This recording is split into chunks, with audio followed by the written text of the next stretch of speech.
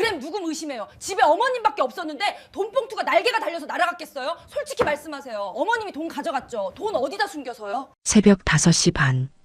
알람이 울리기도 전에 눈이 떠지는 건 평생의 습관 같은 거였어요. 남편 일찍 여의고 저 혼자 아들 고정 시기를 키우며 식당 일을 할 때부터 몸에 밴 거죠. 옆방에서 자고 있을 아들 내외와 손주 민준이를 생각하며 조용히 부엌으로 향했어요. 보글보글 쌀 씻는 소리, 멸치 육수 내는 냄새가 이른 아침의 정막을 깼어요. 며느리 하정미는 한식을 입에도 안 대지만 그래도 제 아들 정식이는 엄마 밥을 제일 좋아하거든요. 뜨끈한 된장찌개에 어젯밤 미리 재워둔 불고기, 노릇하게 구운 생선까지.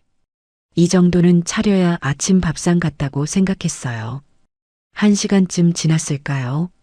며느리 하정미가 잔뜩 부은 얼굴로 방에서 나왔어요. 저를 힐끗 보더니 대뜸 냉장고 문부터 활짝 열어젖히더군요.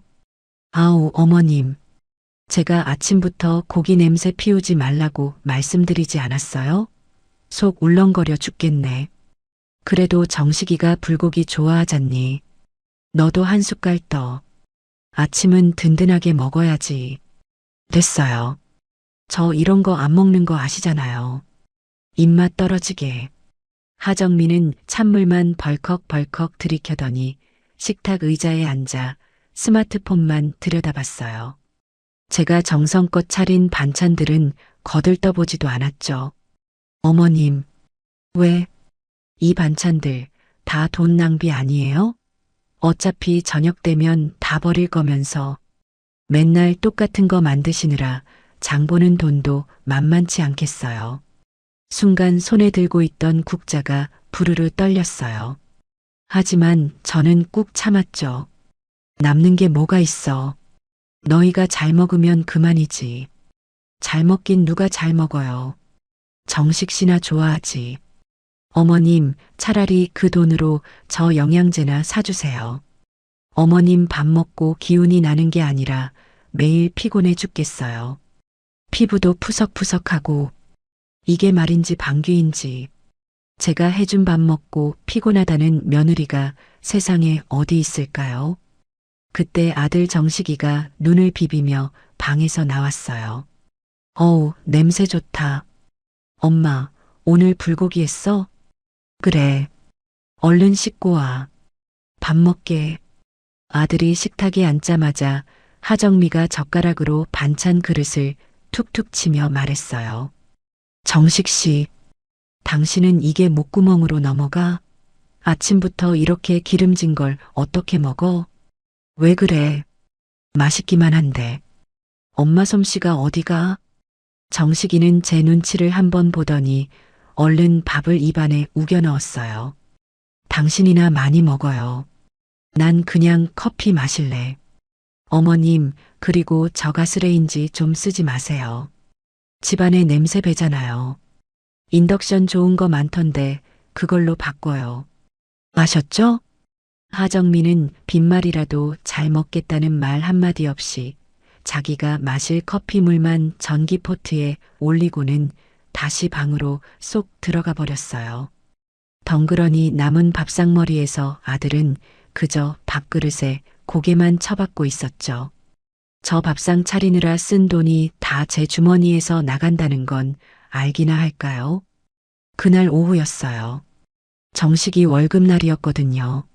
아니나 다를까 하정미는 백화점 쇼핑백을 양손 가득 들고 현관문을 들어섰어요.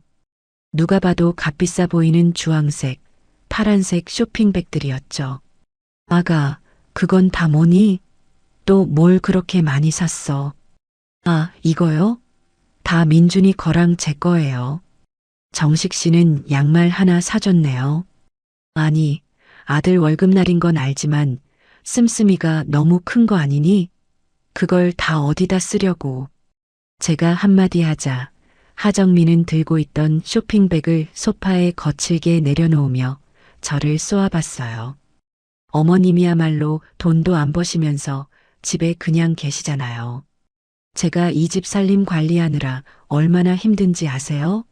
민준이 교육비는 생각 안 하세요? 이게 다 투자라고요. 투자. 투자는 무슨. 너가 지난번에 산 그 가방은 메고 다니긴 하니? 장롱에 그냥 넣어둘 거면서 왜 자꾸 사? 어머님, 그건 제 기쁨이에요. 어머님은 평생 식당 일만 하셔서 그런 거 모르시죠? 사람은 좀 꾸미고 살아야 대접받는 거예요. 기가 막혔어요. 저렇게 벌벌 떨면서 돈 쓸 거면 저한테 손이나 벌리지 말 것이지. 그래서 말인데요, 어머님. 또 뭐. 이번 달 생활비 지난달보다 50만 원 더 주세요. 뭐? 50만 원을 더 달라고? 아니, 지난달에 올려준 게 얼만데. 민준이 학원비 올랐어요. 영어 유치원에서 이제 특별 활동으로 승마까지 한대요. 남들 다 하는데 우리 민준이만 뺄 수 없잖아요. 승마는 무슨 승마야? 걔가 무슨 왕자라도 돼? 너희 아빠 월급으로 그게 다 감당이 된다고 생각하니? 그러니까 어머님이 보태주셔야죠. 어머님 통장에 돈 모아둔 거 알아요. 저번에 정식 씨한테 다 들었어요. 아들이, 제 아들 정식이가 그런 말까지 며느리한테 다 했더군요. 남편 죽고 식당 허리 부러져라 이래서 모은 돈이었어요.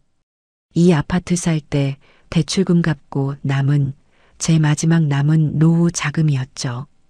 그걸 알고 며느리가 저렇게 당당하게 요구하는 거였어요. 그 돈은 내 돈이야. 너희 주려고 모은 돈 아니야. 와, 진짜 치사하시다. 어차피 그 돈 다 정식 씨한테 물려주실 거면서 아들한테 쓰는 게 그렇게 아까우세요? 그럼 민준이 승마 당장 그만두게 할게요. 애가 기죽어서 학교 가도 전 몰라요. 저건 협박이었죠. 제가 손주 민준이를 얼마나 예뻐하는지 아니까 저러는 거였어요. 저는 입술만 깨물고 부엌으로 들어가 버렸어요. 등 뒤로 하정미의 비웃음 섞인 콧소리가 들리는 듯 했죠. 결국 그날 저녁 저는 통장에서 50만 원을 더 찾아 며느리 손에 쥐어줘야 했어요. 그리고 며칠 뒤 사건이 터지기 직전이었죠. 그날따라 아들 정식이는 회사 일로 늦는다고 했어요. 민준이는 일찍 잠들었고 저와 며느리만 거실에서 텔레비전을 보고 있었죠. 제가 좋아하는 연속극이 막 시작하려는데 하정미가 갑자기 텔레비전을 팍 꺼버렸어요. 어머님, 저랑 얘기 좀 해요. 무슨 얘기? 나 저거 봐야 하는데. 그깟 드라마가 중요해요. 지금 우리 미래가 달린 일인데. 하정미는 제 앞에 앉더니 다리를 꼬고 팔짱을 꼈어요. 그러고는 정말 아무렇지도 않게 입을 열었죠. 어머님, 이 집 어차피 나중에 정식이 줄 거잖아요. 맞죠? 설마 딸도 없으신데 다른 데 주시려는 건 아니죠? 무슨 말을 하고 싶은 거야. 그냥 지금 저한테 명예 이전해 주세요. 순간 제 귀를 의심했어요. 지금 저 며느리가 뭐라고 한 건지. 너 지금 무슨 말을 한 거니? 못 들으셨어요? 이 집 제 명의로 달라고요. 어머님은 저희가 평생 모신다니까요. 제가 이 집으로 사업 좀 구상하게요. 사업이라. 며칠 전 백화점에서 쇼핑백 들고 온 그 모습이 떠올랐어요. 사업? 너가 무슨 사업을 한다고. 또 돈 쓸 궁리만 하는 거 아니야? 어머님은 뭘 모르시네. 요새는 집 담보로 대출받아서 투자하는 게 유행이에요. 가만히 앉아서 돈 버는 거라고요. 어머님처럼 평생 일만 해서 버는 시대는 끝났어요. 그래서 내 집을 담보로 너가 투자를 하겠다고? 그게 말이 되는 소리니? 왜 말이 안 돼요? 어차피 어머님 돌아가시면 다 우리 건데. 지금 주나 나중에 주나 뭐가 달라요? 저는 저도 모르게 자리에서 벌떡 일어났어요. 온몸이 부들부들 떨렸죠. 뭐, 돌아가시면? 너가 지금 나 죽으라고 고사 지내는 거니? 아, 왜 소리를 지르세요? 틀린 말 했어요? 어머님 연세에 언제까지 이 집 붙들고 사실 건데요. 그냥 저희한테 맡기시고 편하게 노후 즐기시라니까요. 노후? 이 집이 내 노후 대책이야. 너 같은 애한테 이 집을 넘기느니 내가 길바닥에 버리는 게 낫겠다. 당장 그 말 취소하지 못해. 제 고함 소리에 며느리 하정미의 표정이 싸늘하게 굳어버렸어요. 그 예쁘장하던 얼굴이 어쩌면 저렇게 악독하게 변할 수 있는지. 싫으면 마세요. 저도 더는 어머님 모시고 살기 싫으니까. 정식 씨한테 우리 분가하자고 할 거예요. 대신 민준이는 못 보실 줄 아세요. 너가 지금 나를 협박하는 거야. 협박이 아니라 통보예요. 잘 생각해 보세요. 집 하나 끌어안고 늙어 죽을 때까지 외롭게 혼자 사시든가 아니면 저한테 명예 넘기고 아들 손주랑 같이 사시든가. 하정미는 그 말만 남기고 자기 방으로 쾅소리 나게 문을 닫고 들어가 버렸어요. 저는 거실 한복판에 서서 한참을 움직일 수가 없었죠. 그때 현관문 열리는 소리가 들리고 아들 정식이가 들어왔어요. 다녀왔습니다. 엄마, 왜 거기 서 계세요? 무슨 일 있었어? 저는 떨리는 목소리로 아들을 붙잡고 방금 있었던 일을 전부 말했어요. 정식아, 정미가 나한테 이 집 명의를 자기 앞으로 넘기라고 하더라. 내가 죽으면 다 자기 거라면서. 제 말을 들은 정식이의 표정이 난처하게 일그러졌어요. 엄마 정미가 그냥 해본 소리겠지. 걔가 뭘 안다고. 그냥 사업하고 싶어서 그런가 보지. 해본 소리. 너가 듣기에도 그게 해볼 소리니. 걔 눈빛을 봤어야 해. 아, 알았어, 엄마. 내가 나중에 정미한테 잘 말해볼게. 그러니까 엄마도 너무 화내지 마. 정미가 요새 스트레스가 많아서 그래. 응? 피곤하다. 나 먼저 씻을게. 아들은 제 어깨를 몇 번 툭툭 두드리고는 욕실로 들어가 버렸어요.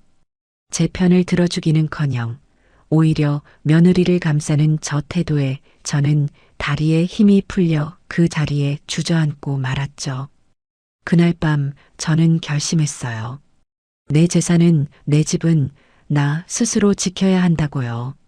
그리고 저것들을 어떻게든 이 집에서 내보내야겠다고 말이에요. 저 며느리의 탐욕이 어디까지 갈지 저는 그때까지만 해도 상상도 못하고 있었어요. 그게 바로 며칠 뒤 저를 도둑으로 몰아세울 그 끔찍한 사건의 시작이었죠. 며느리 하정미에게 집 명의를 거절한 그날 이후 집안 공기는 얼음장처럼 차가워졌어요. 하정미는 저를 아예 없는 사람 취급했죠. 제가 거실에 앉아 있으면 자기도 보란 듯이 소파에 누워 과자를 부스러뜨리며 먹었고 제가 말을 걸면 이어폰을 꽂고는 들리지 않는 척했어요. 아들 정식이는 그 사이에서 눈치만 보며 엄마 정미가 아직 어려서 그래 라는 멍청한 소리나 하고 있었죠. 그러던 며칠 뒤 손주 민준이의 7번째 생일이 다가왔어요. 그날 아침은 웬일로 하정미가 부산을 떨더군요. 물론 저를 위해서가 아니라 오늘 저녁에 친척들이 오기로 되어 있었거든요. 어머님, 오늘 저녁에 제 친정 식구들이랑 아주버님네 식구들 올 거예요. 아시죠? 알지. 그래서 아침부터 잡채 재료 다듬고 있었잖니. 아우, 그런 거 하지 마세요. 촌스럽게. 제가 그냥 백화점 식품관에서 밀키트랑 샐러드 사올 거예요. 어머님은 그냥 가만히 계시는 게 도와주시는 거예요. 괜히 주방 어지르지 마세요. 제 손에 들려있던 당근이 바닥으로 떨어졌어요. 평생을 음식 장사로 자식 먹여 살린 저한테 촌스럽다니요. 하지만 저는 꾹 참았어요. 오늘 같은 날 싸워봤자 저만 손해니까요. 저녁이 되고 사람들이 하나둘 모여들었어요. 하정미는 언제 그랬냐는 듯이 세상에서 제일 상냥한 며느리, 제일 다정한 엄마인 척 연기를 하더군요. 어머님, 이것 좀 드셔보세요. 제가 백화점에서 제일 좋은 걸로 사왔어요. 아주버님, 어서 오세요. 정식 씨가 아주버님 오신다고 얼마나 기다렸는지 몰라요. 그 꼴이 하도 역겨워서 저는 속으로 헛웃음만 쳤죠. 친척들은 민준이에게 우리 민준이 많이 컸네. 생일 축하한다. 하면서 준비한 용돈 봉투를 건넸어요. 형수님, 이거 민준이 장난감 사주세요. 정미야, 이건 민준이 통장에 넣어줘라. 봉투가 꽤 두둑했어요. 어림잡아도 100만 원은 좋게 넘어 보였죠. 하정미는 그 돈 봉투들을 하나로 모아 빳빳한 흰 봉투에 전부 넣었어요. 그러고는 모두가 보는 앞에서 그 봉투를 식탁 한가운데에 떡하니 올려놨죠. 어머님, 아주버님, 형님. 이 돈은 우리 민준이 대학 등록금으로 제가 잘 모아두겠습니다. 호호. 그렇게 화기애애한 척 생일 파티가 끝났어요. 친척들이 모두 돌아가고 설거지는 당연히 제 몫이었죠. 하정미는 피곤하다며 소파에 드러누워 스마트폰만 만지작거렸어요. 어머님, 설거지 다 하셨어요? 그래. 이제 다 끝냈다. 너도 좀 쉬어라. 아니요. 저 정식 씨랑 민준이 데리고 마트 좀 다녀오려고요. 민준이 생일 선물로 나온 신상 로봇 사주기로 약속했거든요. 아들 정식이가 피곤한 얼굴로 말했어요. 여보, 그냥 내일 사주면 안 돼? 나 오늘 좀 피곤한데. 안 돼요. 오늘 사주기로 약속했잖아요. 민준이가 얼마나 기다렸는데. 당신은 애랑 한 약속도 안 지켜요? 아니, 그게 아니라. 됐고, 얼른 옷이나 입어요. 어머님. 하정미가 갑자기 저를 불렀어요. 저는 이 집 지켜야죠. 너희 다 나가면 누가 집을 보니? 아니요, 그게 아니고요. 민준이 생일 케이크를 깜빡했네요. 저희 마트 가서 장난감이랑 케이크 사서 금방 들어올게요. 어머님은 저녁 드셨으니까 그냥 주무세요. 저희 기다리지 마시고요. 굳이 저를 콕 집어 기다리지 말고 주무시라는 말이 이상하게 거슬렸지만 저는 알겠다고 했어요. 저 세 식구가 나가주면 저도 좀 편하게 쉴 수 있으니까요. 민준아, 할머니한테 다녀오겠습니다. 해야지. 할머니, 다녀오겠습니다. 그래, 우리 강아지. 조심히 다녀와. 현관문이 닫히고 집안에는 다시 정막이 찾아왔어요. 저는 쌓여있는 설거지거리를 마저 정리하고 거실 바닥에 떨어진 과자 부스러기를 치웠어요. 모든 정리를 마치고 나니 허리가 끊어질 것 같았죠. 아이고, 삭신이야. 씻고 좀 누워야겠다. 저는 욕실로 들어가 따뜻한 물로 샤워를 했어요. 싸, 물소리 때문에 다른 소리는 잘 들리지 않았죠. 한 20분쯤 씻고 나왔을까요? 머리를 말리려고 드라이기를 막 들었을 때였어요. 삐비빅 삐빅. 현관 도어록 소리가 들렸어요. 벌써 왔나? 마트 간다더니 엄청 빨리 왔네. 저는 누구야, 벌써 왔어? 라고 소리치며 거실로 나갔어요. 그런데 이상했어요. 거실에는 아무도 없었죠. 뭐지? 내가 잘못 들었나? 현관으로 가보니 신발장도 그대로였어요. 저는 고개를 갸웃하며 바람소리인가? 아니면 도어록이 고장났나? 라고 대수롭지 않게 생각했어요. 그리고 다시 방으로 들어가 머리를 마저 말렸죠. 머리를 다 말리고 잠옷으로 갈아입은 뒤 깜빡 잊고 안 먹은 저녁약을 챙겨 먹으러 다시 부엌으로 나갔어요. 식탁 위에는 여전히 하정미가 올려뒀던 그 흰 봉투가 놓여 있었어요. 저걸 왜 저기다 그냥 둔대. 저러다 잃어버리면 어쩌려고. 저는 봉투를 들어서 거실 서랍장 위에 올려둘까 하다가 남의 돈에 함부로 손 떼는 게 아닌 것 같아서 그냥 뒀어요. 그렇게 1시간쯤 지났을까요? 현관문이 다시 삐비빅하고 열렸어요. 이번에는 진짜였죠. 다녀왔습니다. 민준이의 우렁찬 목소리와 함께 아들 내외가 들어왔어요. 민준이 손에는 커다란 로봇 상자가 들려 있었고 하정미 손에는 작은 케이크 상자가 있었죠. 왔니? 웬일로 일찍 왔네. 네, 엄마. 차가 안 막혀서요. 아들 정식이는 피곤한지 소파에 벌러덩 들어 누웠어요. 그때였어요. 하정미가 케이크 상자를 식탁 위에 내려놓다가 갑자기 얼음처럼 굳었어요. 하정미는 식탁 위를 이리저리 둘러보더니 이내 고개를 돌려 저를 쳐다봤어요. 그 눈빛이 정말 이상했죠. 어머님, 왜? 여기 식탁 위에 있던 흰 봉투 못 봤어요? 흰 봉투? 아, 아까 민준이 용돈 받은 거? 네. 그거 어디 갔어요?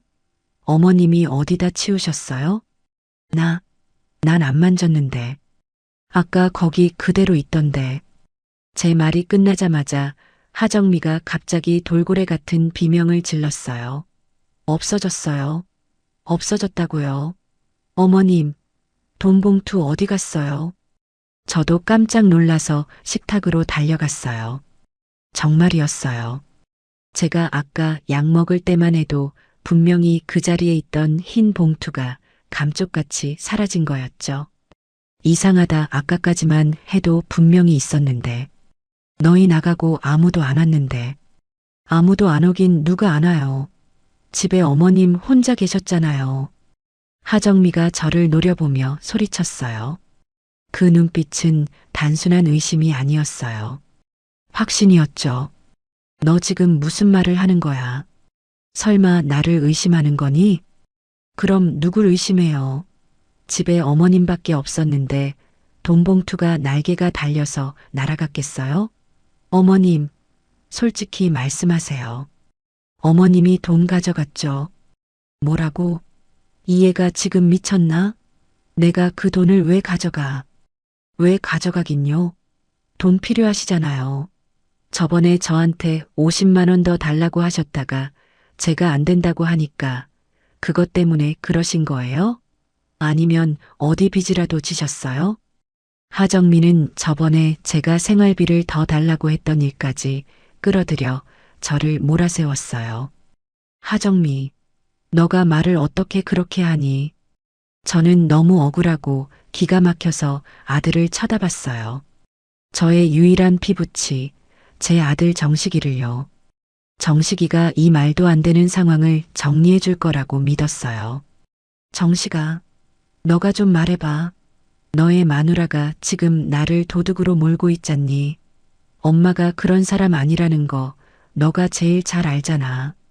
아들 정식이가 소파에서 천천히 일어났어요. 그러더니 저와 하정미를 번갈아 쳐다보며 난처한 표정을 지었어요. 엄마, 정미야, 그만해. 엄마가 그러셨겠어? 뭐, 정식 씨는 지금 이게 말이나 된다고 생각해요? 집에 있던 돈이 없어졌는데 범인은 어머님밖에 없잖아요. 엄마 혹시 어디 급하게 쓸 때가 있었던 거야? 순간 제 심장이 바닥으로 쿵 떨어지는 것 같았어요. 뭐라고? 정식아, 너가 지금? 아니, 내 말은 엄마가 혹시 돈이 급하게 필요해서 잠깐, 아주 잠깐만 쓰려고 하셨던 거 아니냐는 거지. 정미야, 너도 이해 좀 해. 엄마도 돈이 필요하셨을 수 있잖아. 제 아들이 저를 믿어주지 않았어요. 오히려 저를 돈이 필요해서 훔쳤을 수도 있는 사람으로 만들고 있었죠. 하정미의 편을 들어서 이 상황을 무마시키려고 했어요. 맞죠, 어머님? 정식 씨도 다 아는구먼. 솔직히 말해요. 돈 어디다 숨겼어요? 아니야, 난 정말 안 가져갔어. 정식아, 엄마 믿어. 엄마 정말 아니야. 눈물이 쏟아졌어요. 며느리가 나를 도둑으로 모는 것보다 내 아들이 나를 믿어주지 않는다는 사실이 몇천 배는 더 고통스러웠어요. 하정미는 그 틈을 놓치지 않고 제 방으로 쳐들어갔어요. 당장 내놔요. 어디다 숨겼는지 내가 다 찾아낼 거니까. 하정민은 제 서랍을 열고 옷장을 열어젖히며 제 옷가지들을 바닥으로 다 내팽개쳤어요. 이불을 들추고 베개속까지 확인했죠. 어딨어요? 말해요. 그만해. 당장 그만두지 못해. 남의 방을. 남의 방?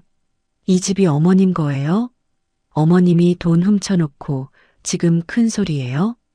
그때 아들 정식이가 제 앞을 막아섰어요. 엄마, 제발, 그냥 정미한테 사과해. 내가 나중에 엄마 필요한 돈 다 드릴게. 응? 이렇게 시끄럽게 하지 말고 민준이도 보고 있잖아. 손주 민준이가 제 방문 앞에서 겁에 질린 얼굴로 울고 있었어요. 저는 그 자리에 주저앉아 버렸어요. 내 아들은 나를 배신했고 며느리는 나를 도둑으로 만들었어요. 이 집에서 저는 완벽하게 혼자가 되었죠. 하정민은 제 방을 다 뒤지고도 돈이 나오지 않자 제 방문 앞에 버티고 서서 말했어요. 좋아요. 지금 당장 안 내놓겠다 이거죠? 그럼 어머님 오늘부터 이 방에서 한 발짝도 못 나오실 줄 아세요. 돈 내놓기 전까지는 어머님 얼굴 볼 생각 없으니까. 하정민은 그렇게 말하고는 거실로 나가 텔레비전을 켰어요. 마치 아무 일도 없었다는 듯이요. 아들 정식이는 한숨을 푹 쉬더니 저를 한번 쳐다보고는 아무 말 없이 자기 방으로 들어가 버렸어요. 저는 엉망이 된 방바닥에 홀로 남아 소리도 내지 못하고 울었어요. 억울함과 배신감에 온몸이 갈기갈기 찢기는 것 같았죠. 그날 밤 저는 제 방에 갇혔어요. 하정민은 제 방문 바로 앞 거실 소파에서 잠을 잤어요. 제가 화장실이라도 가려고 문을 열면 돈 찾으셨어요? 돈 안 내놓을 거면 들어가지도 마세요. 라며 저를 막아섰죠. 아들 정식이는 아예 방에서 나오지도 않았어요. 이 모든 상황을 외면하고 싶다는 듯이요. 저는 뜬 눈으로 밤을 새웠어요. 엉망이 된 방바닥에 주저앉아 내가 왜 이런 취급을 당해야 하는지 몇 번이고 되뇌었어요. 남편 죽고 악착같이 일했어요.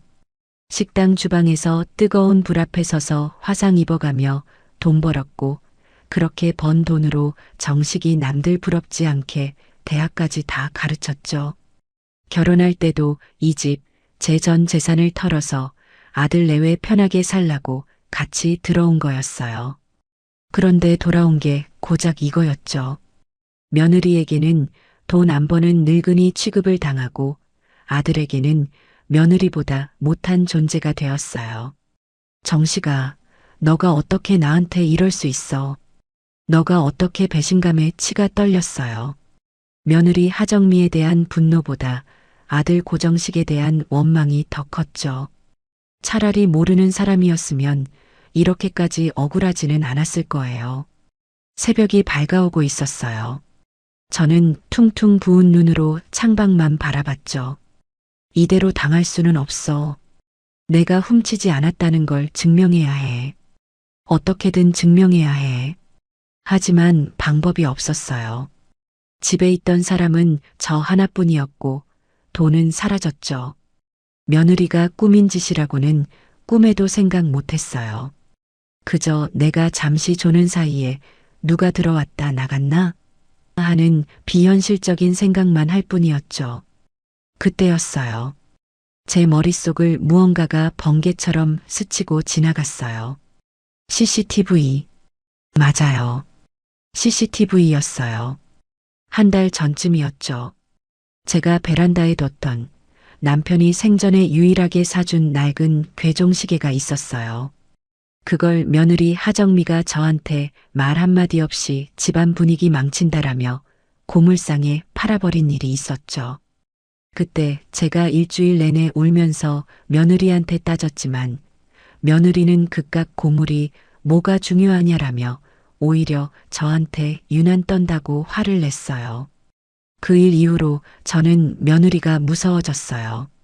내가 아끼는 물건들, 심지어는 나 자신까지 저 며느리가 언젠가 내다버릴지도 모른다는 공포가 생겼죠. 그래서 아들 내외 몰래 거실 천장 구석, 에어컨 옆에 작은 가정용 CCTV를 설치했어요. 손주 민준이가 혼자 있을 때 안전한지 보겠다는 핑계였지만 사실은 하정미를 감시하기 위한 목적이었죠. 저는 가슴이 미친 듯이 뛰는 걸 느끼며 떨리는 손으로 스마트폰을 집어들었어요. 제발 녹화가 되어 있어야 해.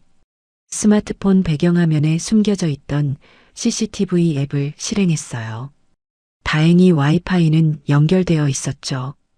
거실 카메라가 실시간으로 보였어요. 소파에서 하정미가 대자로 뻗어 자고 있는 모습이 보였죠.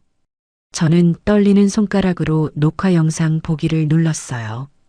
어제 저녁 아들 내외가 마트에 간 시간. 저녁 8시경이었죠. 그리고 제가 샤워를 하러 들어간 시간. 8시 20분. 모든 것이 순조롭게 녹화되고 있었어요. 그리고 8시 25분. 제가 욕실에 있을 때였죠. 삐비빅 삐빅. 현관문이 열리는 소리가 녹음되었어요. 역시 내가 잘못 들은 게 아니었어. 화면 속으로 들어온 사람은 며느리 하정미였어요. 지갑을 깜빡했다라며 혼자 돌아왔던 거였죠. 저는 그때 샤워 중이라 그 소리를 못 들었거나 들었어도 물소리에 묻혀 대수롭지 않게 여겼던 거였어요. 화면 속의 하정미는 거실로 들어오더니 욕실 문 쪽을 한번 힐끗 쳐다봤어요. 싸아 하는 물소리가 들리는지 고개를 끄덕였죠. 그리고는 망설임 없이 식탁으로 걸어갔어요. 사방을 한 번 더 휙 둘러보고는 식탁 위에 있던 그 흰 봉투를 집어들었어요. 그리곤 그걸 자기 핸드백 깊숙이 쑤셔 넣었어요. 저는 제 눈을 의심했어요. 이게 무슨... 하정미는 돈 봉투를 넣은 핸드백을 들고 망설였어요. 그러더니 다시 핸드백에서 봉투를 꺼내 식탁 위에 올려놨어요. 아니, 다시 두네. 그럼 뭐지? 그때였어요. 하정미가 다시 봉투를 집어들었어요. 그리고는 그걸 들고 자기 방으로 들어갔어요. 잠시 후 빈손으로 다시 나온 하정미는 식탁으로 돌아와서 마치 봉투가 없어진 것처럼 두리번거리는 연기를 혼자서 몇 번이나 연습했어요. 어머님, 돈 봉투. 이런 대사까지 혼자 중얼거리면서요. 그러고는 만족스러운 미소를 지으며 현관문으로 조용히 다시 나갔어요. 저는 스마트폰을 든 채로 그 자리에 얼어붙었어요. 온몸에서 피가 빠져나가는 느낌이었죠. 며느리가 자작극을 벌인 거였어요. 자기가 돈을 숨겨놓고 저를 도둑으로 몰아세운 거였죠.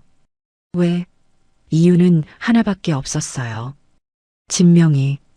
며칠 전 제가 진명의 이전을 거절하자 저를 이 집에서 내쫓기 위해 이런 끔찍한 짓을 꾸민 거였어요.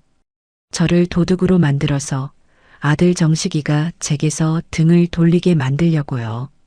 순간 억울함과 슬픔이 아니라 피가 거꾸로 솟는 듯한 분노가 치밀어 올랐어요. 이런 악마 같은 년. 눈물이 쏙 들어갔어요. 대신 심장이 차갑게 식어버렸죠. 그래, 너가 이렇게 나온다 이거지. 저는 당장이라도 저 영상을 들고 거실로 뛰쳐나가 며느리와 아들의 면전에 집어 던지고 싶었어요. 하지만 저는 참았어요. 지금 이걸 터뜨리면 저 며느리는 또 무슨 짓을 할지 몰랐어요. 어머님이 조작한 거다. 어머님이 저를 모함하는 거다라며 되레 큰 소리를 칠 게 뻔했죠. 아들 정식이는 또 그 말에 흔들릴 거고요.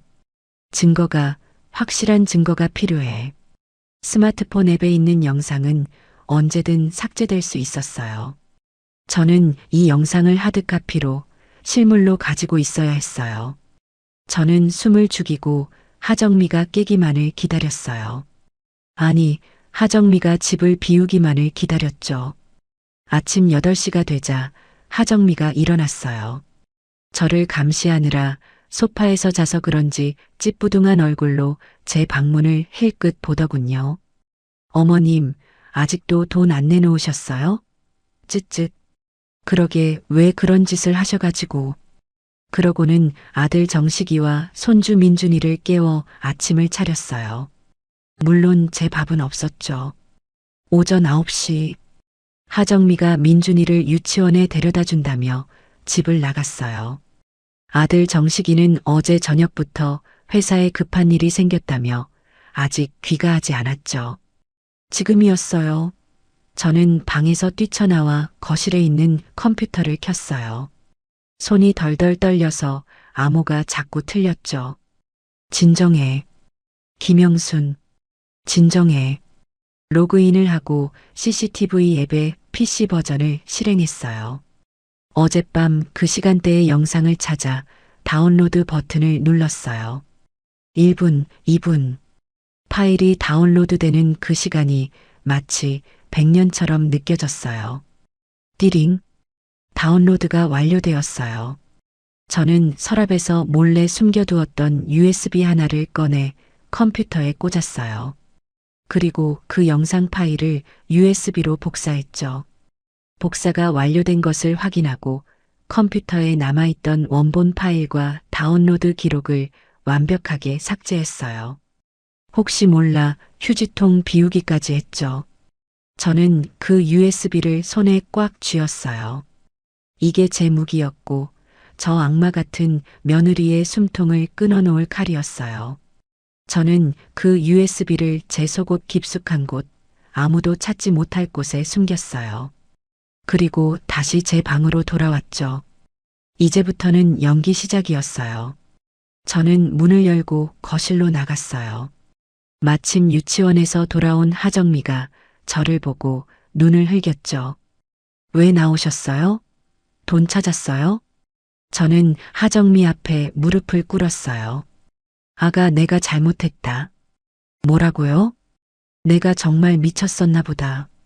어제 식탁에 그 돈을 보니까 순간적으로 내가 며칠 전에 너한테 돈 달라고 했다가 거절당한 게 생각나서 홧김에 그랬나 보다.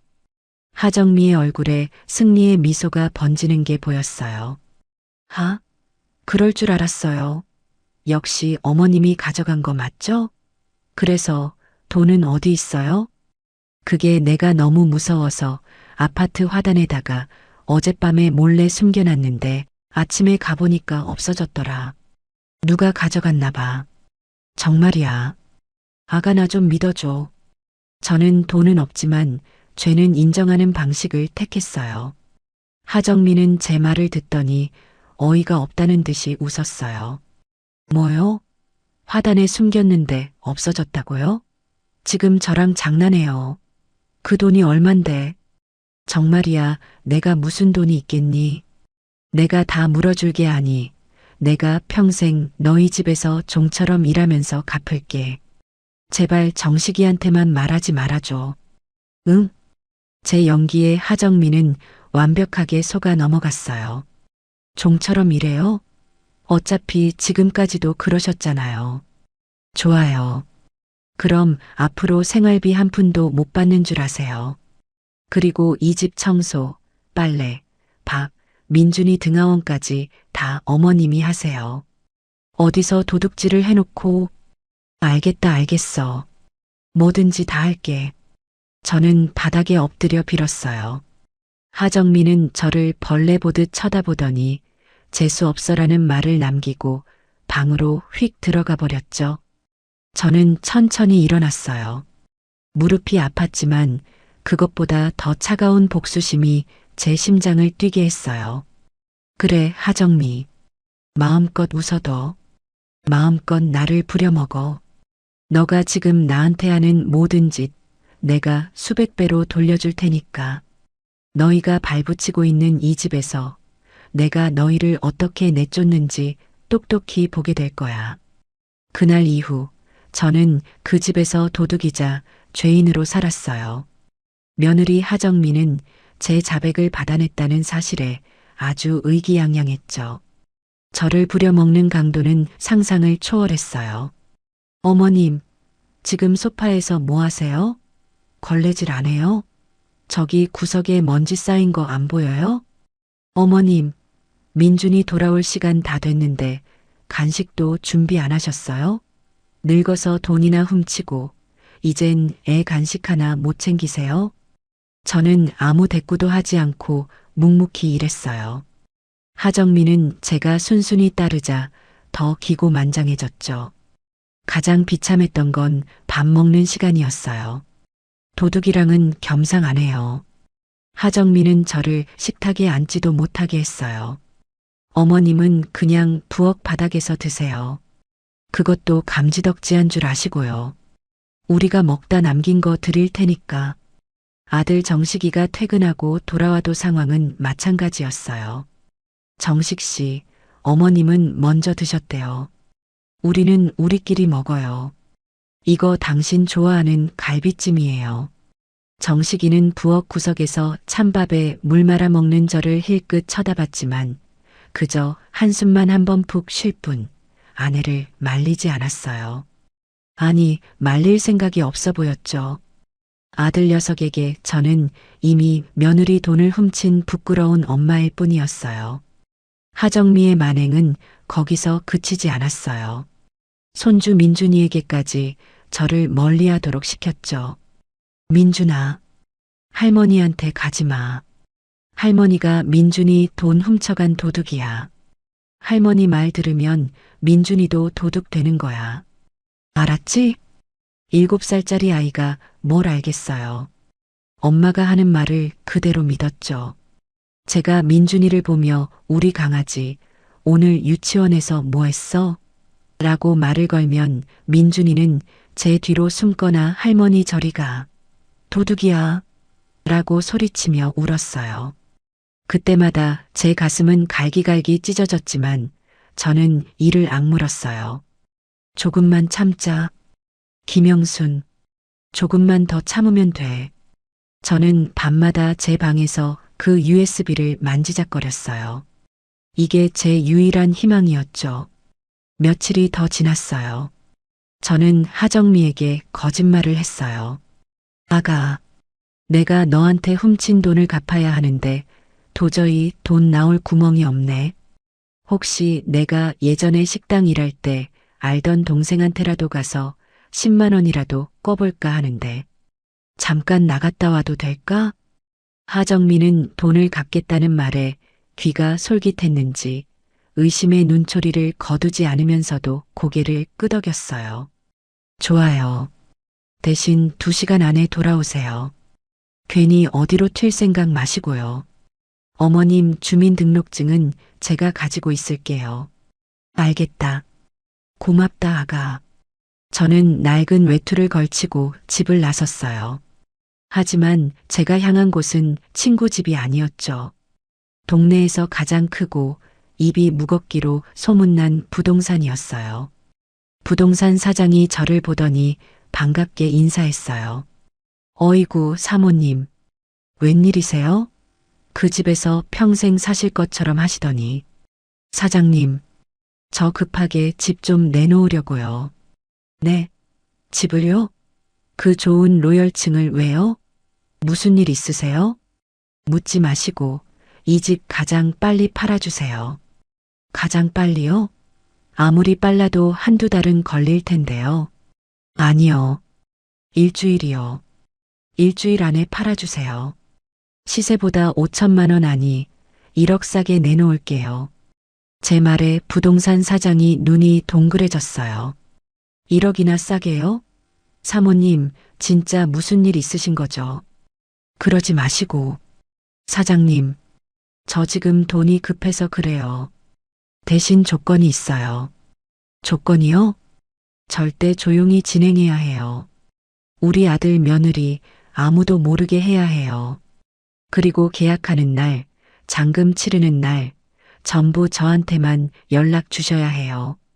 하실 수 있겠어요?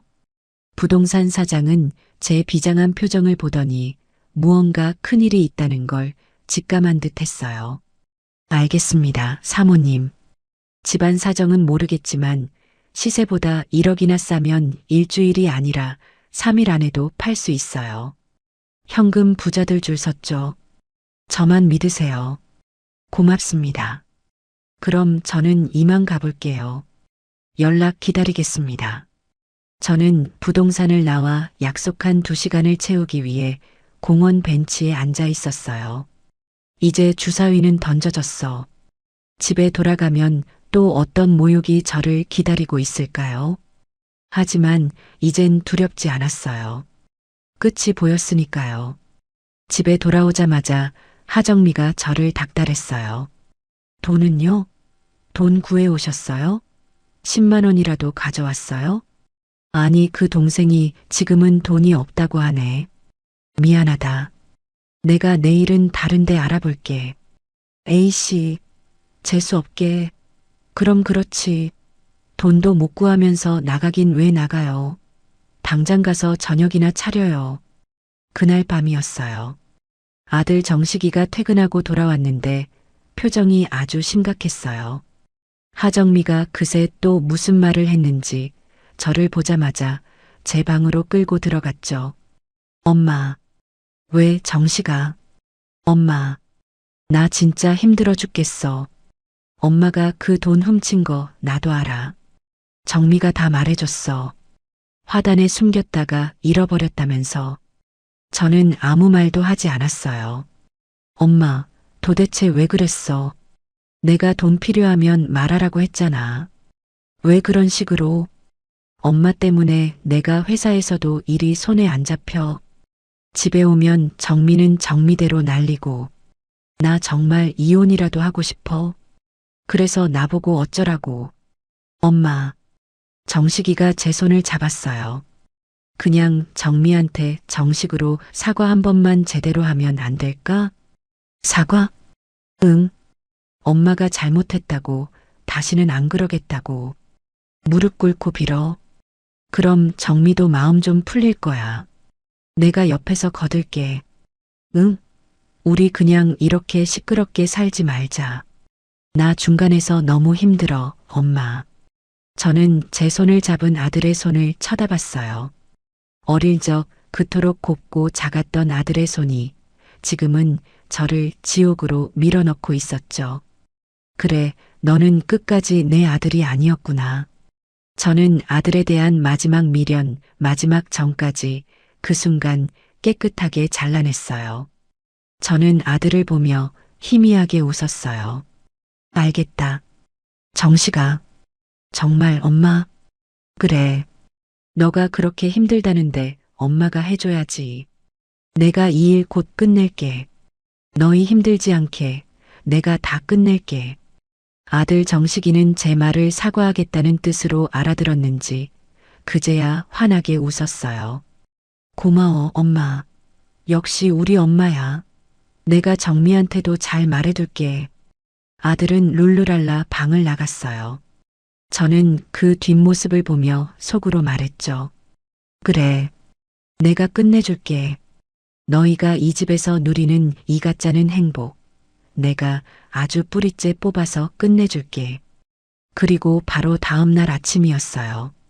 하정미와 정식이가 민준이를 유치원에 데려다 주러 나간 사이 제 휴대전화가 조용히 울렸어요. 부동산 사장이었죠. 사모님, 계약하겠다는 사람 나타났습니다. 현금으로 바로 사시겠대요. 그리고 조건이 있는데 당장 오늘 잔금 치르고 내일 바로 이사 들어오고 싶으시답니다. 가능하시겠어요? 저는 창밖을 내다봤어요. 아들 내외와 손주가 유치원 차를 기다리며 웃고 있는 모습이 보였죠. 저는 아주 차갑고 조용한 목소리로 대답했어요. 네, 그렇게 하세요. 오늘 잔금 치르겠습니다. 내일 당장 이사 들어와도 좋다고 하세요. 모든 것이 드디어 끝날 시간이 다가오고 있었어요. 아들 정식이에게 사과하겠다는 약속을 한 다음 날부터였어요. 며느리 하정미의 기세는 그야말로 하늘을 찔렀죠. 자기가 완벽하게 이겼다고 생각하는 것 같았어요. 저는 그저 묵묵히 저들의 마지막 식사와 마지막 빨래를 해주며 때를 기다렸어요. 그날 점심때쯤이었어요. 제가 걸레를 빨아 거실 바닥을 닦고 있는데 하정미가 소파에 누워 낄낄대며 텔레비전을 보고 있었죠. 어머님, 바닥에 물기 남기지 말고 닦으세요. 냄새나니까. 그리고 저녁엔 뭐 할 거예요? 저 갈비찜 먹고 싶은데 재료 사다 놨어요? 아니, 아직이요? 제가 어제 말했잖아요. 늙어서 기억력도 없으신가. 하긴, 남의 돈 훔칠 기억은 있으시면서. 당장 나가서 고기 사오세요. 제일 좋은 걸로요. 저는 대꾸 없이 일어나 현관으로 향했어요. 그 순간이었죠. 띵동. 초인종이 울렸어요. 하정미가 누구야? 짜증을 내며 인터폰을 받았어요. 네. 누구시라고요? 캐피탈이요? 그런 거 필요 없는데요.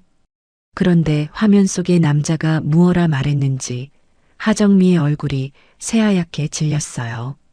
잘못 찾아오셨어요. 끊어요. 하정미가 황급히 인터폰을 끊었어요. 하지만 남자는 포기하지 않고 현관문을 쾅쾅 두드리기 시작했죠. 하정미 씨, 안에 있는 거 다 압니다.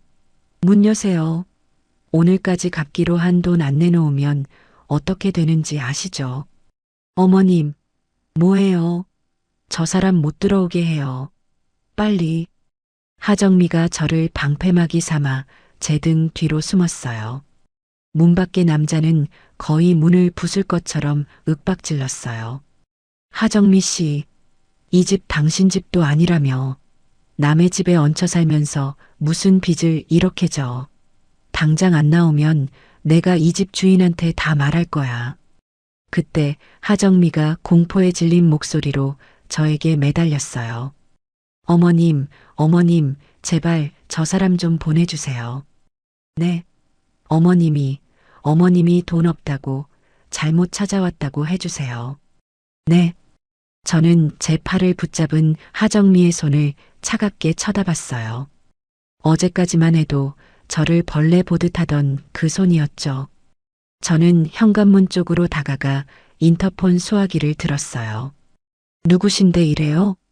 어머니, 혹시 하정미 씨 시어머니 되십니까? 저기 하정미 씨가 저희한테 돈을 많이 썼는데 이자가 석 달이나 밀려서요. 오늘까지 못 갚으면 큰일 납니다. 우린 그런 돈 쓴 적 없어요. 잘못 찾아오셨네요. 자꾸 이러면 경찰 부르겠습니다. 저는 망설임 없이 통화 종료 버튼을 눌렀어요. 문 밖에서 남자가 어머니, 이러시면 안 되죠. 하정미 씨. 하고 소리쳤지만 저는 무시했어요. 한참을 더 문을 두드리던 남자가 포기하고 돌아갔는지 복도가 조용해졌어요. 그제야 하정미가 제 등 뒤에서 나와 바닥에 주저앉았어요. 온몸을 덜덜 떨고 있었죠. 살았다. 저는 그런 며느리를 물끄러미 내려다봤어요. 너 빚졌니? 빚이라니요. 아니에요. 저거 그냥 스팸 전화 같은 거예요. 어머님은 신경 끄세요. 스팸 전화가 집까지 찾아와서 문을 부술 듯이 두드려. 아가, 너 무슨 짓을 하고 다니는 거야? 어머님이 알 거 없다고요. 하정미가 바닥에서 일어나며 제게 다시 소리를 질렀어요. 그리고 어머님은 왜 쓸데없이 그 사람이랑 말을 섞어요. 그냥 모른 척하지. 어머님 때문에 내가 얼마나 놀랐는지 알아요? 적반하장이었죠. 제가 쫓아내줬더니 오히려 저한테 화를 냈어요. 너 그 빚 때문에 이 집 명예 달라고 했던 거구나. 무슨 소리예요? 그리고 그 빚 갚을 돈이 없으니까 민준이 용돈 봉투 훔쳐서 나한테 뒤집어 씌운 거고. 어머님, 하정미가 제 뺨이라도 때린 것처럼 손을 치켜들었어요. 하지만 저는 눈 하나 깜짝하지 않았죠. 왜? 찔리니? 이 노망난 할망구가. 그래요. 맞아요. 그럼 어쩔 건데요? 다 어머님 때문이야. 어머님이 순순히 집 명의만 넘겼어도 내가 이런 짓까지 안 했어요. 뭐라고? 어머님이 저한테 생활비라도 넉넉하게 주셨어요? 아니잖아요. 맨날 아껴라, 아껴라. 지긋지긋하다고. 그래서 주식으로 돈 좀 불려보려다가 그게 좀 꼬인 거라고요. 어머님만 아니었으면, 어머님만 저한테 집 넘겼으면 이자 갚고 원금도 찾을 수 있었어요. 모든 걸 제 탓으로 돌렸어요. 자기의 탐욕과 어리석음으로 생긴 빚을 전부 저 때문에 생긴 일이라고 악을 쓰고 있었죠. 그래, 너 참 무서운 애구나. 어떻게 나를 도둑으로 몰 생각을 다 했어. 흥? 그게 뭐 대수라고요. 어차피 들키지도 않았잖아요. 정식 씨도 나 믿고 어머님도 결국 사과한다면서요. 어머님은 그냥 평생 저한테 죄인처럼 사시면 돼요. 아셨어요? 저는 더 이상 아무 말도 하지 않았어요. 저런 악마와 무슨 말을 더 하겠어요. 갈비 사러 가야지. 뭐예요? 너가 갈비찜 먹고 싶다고 했잖니. 사와야지. 너의 마지막 만찬이 될지도 모르는데. 뭐라는 거야, 진짜. 재수 없게. 빨리 사와요. 제일 비싸고 좋은 걸로. 어머님 돈으로. 하정민은 그 와중에도 제 돈으로 고기를 사오라고 소리쳤어요. 저는 지갑을 들고 집을 나섰어요. 그래. 마지막이니까. 제일 좋은 걸로 사다 줘야지. 하지만 제가 향한 곳은 정육점이 아니었어요. 저는 곧장 부동산으로 향했죠.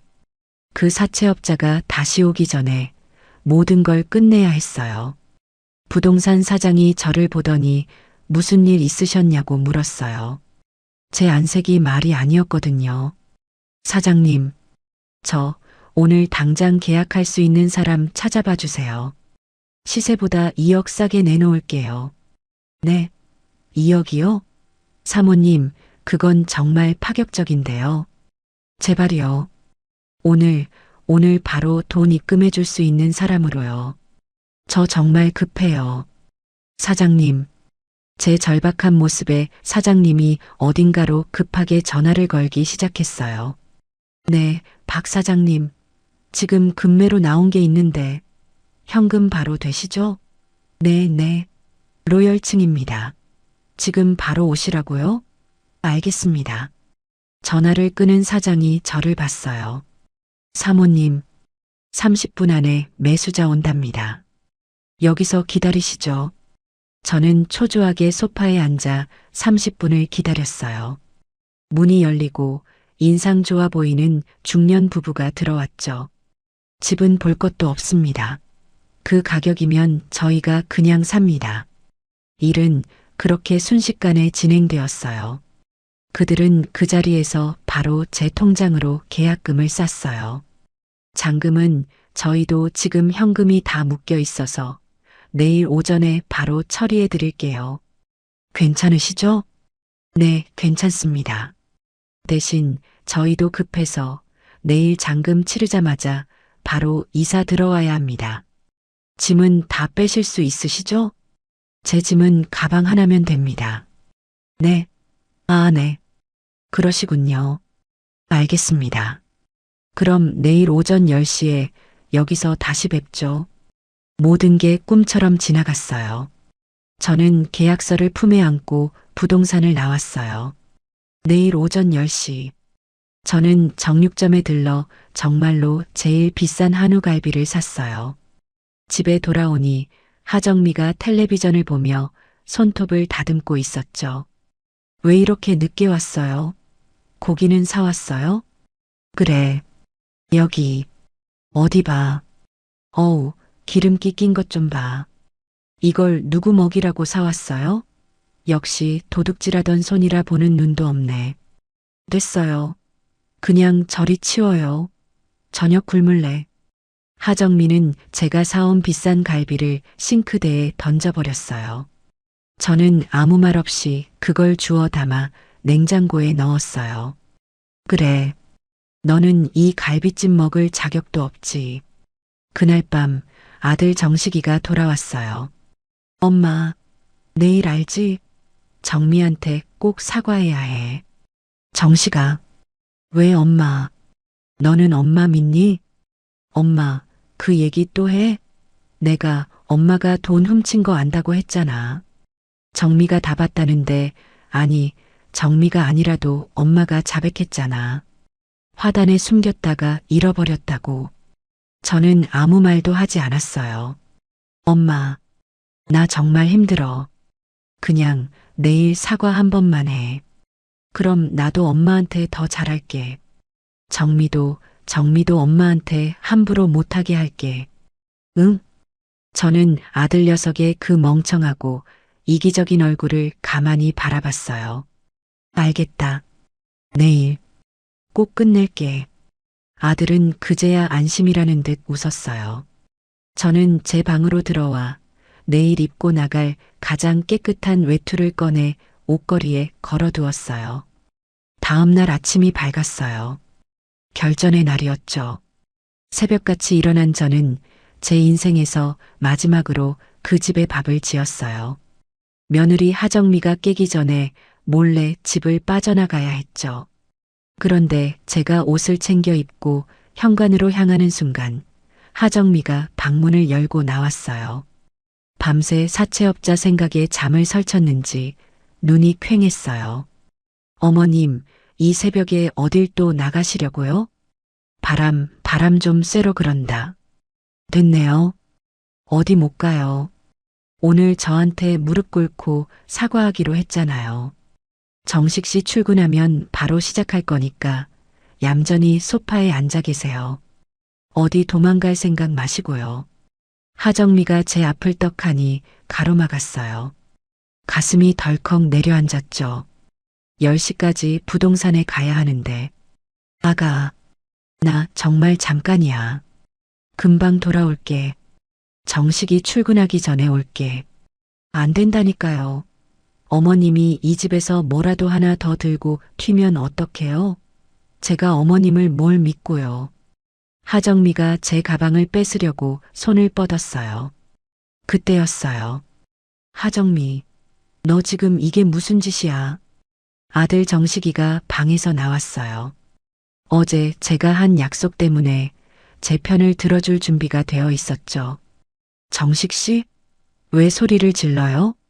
엄마한테 지금 말하는 태도 좀 봐. 엄마가 바람 쐬러 가신다잖아.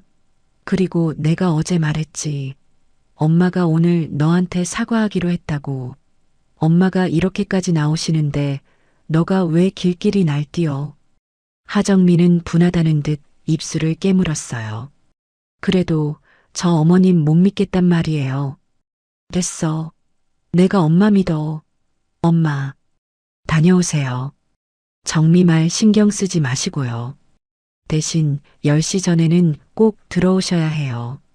저 출근하기 전에 사과하는 거 보고 가야 저도 마음이 편하니까.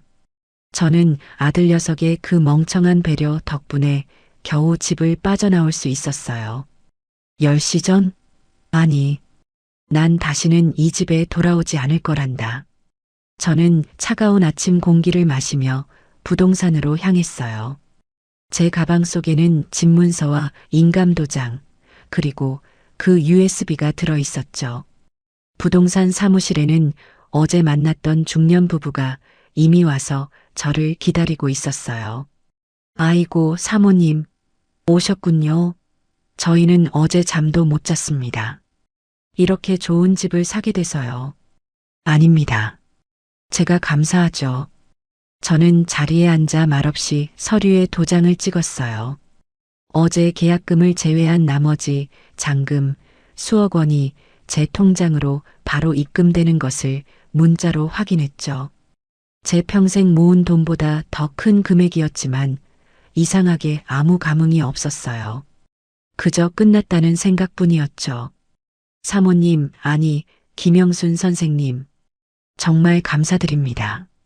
저희가 말씀드린 대로 오늘 1시부터 이사 들어가겠습니다. 짐은 정말 없으신 거죠? 네. 제 짐은 이미 다 챙겨 나왔습니다. 이 가방 하나가 전부예요. 저는 제 발밑에 놓인 낡은 수트케이시즈를 내려다봤어요. 아, 네. 그러시군요. 아무튼 정말 감사합니다. 이 집에서 행복하게 사세요. 두 분이야말로 부디 행복하게 사세요. 저보다 훨씬 더요. 저는 부동산을 나왔어요. 하늘이 어찌나 맑은지 눈이 부실 정도였죠. 이제 더 이상 돌아갈 집은 없었어요. 저는 곧장 근처 은행으로 향했어요. 그리고 통장에 들어온 거액의 돈 중 딱 1년치 월세와 보증금, 그리고 생활비 정도만 다른 통장으로 옮겼어요. 혹시라도 아들 녀석이 제 통장을 알고 무슨 짓을 할까봐 미리 손을 써둔 거였죠. 그러고는 어제 부동산 사장님께 부탁해서 미리 알아봐둔 조용하고 깨끗한 원룸형 오피스텔로 향했어요. 보증금을 내고 바로 계약을 했죠. 작지만 아늑하고 무엇보다 저 혼자만 있을 수 있는 공간이었어요. 오피스텔에 제 유일한 짐인 낡은 가방을 풀었어요. 사계절 옷 몇 벌을 작은 붙박이장에 걸었어요. 낡은 속옷과 양말을 서랍에 넣었죠. 그리고 화장대 위에 제 남편의 영정사진 옆에 있던 작은 결혼사진 액자를 올려두었어요. 사진 속에서 앳된 얼굴로 웃고 있는 저와 남편을 보니 눈물이 핑 돌았죠. 여보, 나 이제 여기 떠나요. 당신도 나 따라와야 해. 사진 액자를 수건으로 조심스럽게 감싸 가방 맨 위에 넣었었는데 이제야 제자리를 찾은 것 같았어요. 저는 낡은 가방에서 제 모든 통장과 인감도장, 그리고 마지막으로 그 은색 USB를 꺼냈어요. 저는 제 새 집 작은 식탁에 앉았어요. 시계를 보니 오후 1시가 다 되어가고 있었죠. 지금쯤 새 주인이 이사를 들어가고 있겠구나. 저는 집을 나서는 길에 아들 내외에게 줄 마지막 선물을 준비했어요. 그 집을 떠나기 전 저는 다시 그 지옥 같은 집으로 돌아갔어요. 아들 정식이는 이미 출근하고 없었고 하정미는 거실에서 저를 기다리며 씩씩대고 있었죠. 어머님, 10시까지 오라니까 어딜 싸돌아다니다 이제 와요. 정식 씨 기다리다 그냥 출근했잖아요. 당장 무릎 꿇어요. 사과하세요. 저는 하정미를 쳐다보며 말했어요. 아가, 왜요? 너한테 줄 선물이 있다. 선물? 무슨 선물요? 저는 가방에서 그 USB를 꺼내 거실 테이블 한가운데 하정미가 늘 리모컨을 두던 그 자리에 올려놨어요. 이게 뭔데요? 너가 꼭 봐야 할 거야. 너의 핸드백에 돈 봉투 숨기는 너의 모습이 아주 잘 찍혀 있더구나. 네, 무슨 말이에요? 하정미의 얼굴이 하얗게 질렸어요. 그리고 아가, 이 집 내가 팔았다. 뭐라고요? 오늘 1시에 새 주인이 이사 들어올 거야. 짐 미리 싸두는 게 좋을 거다. 뭐 짐도 별로 없겠지만 너의 그 명품 가방들이나 잘 챙겨.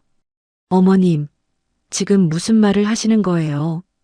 저는 비명을 지르는 며느리를 뒤로하고 제 낡은 가방을 끌고 현관으로 향했어요.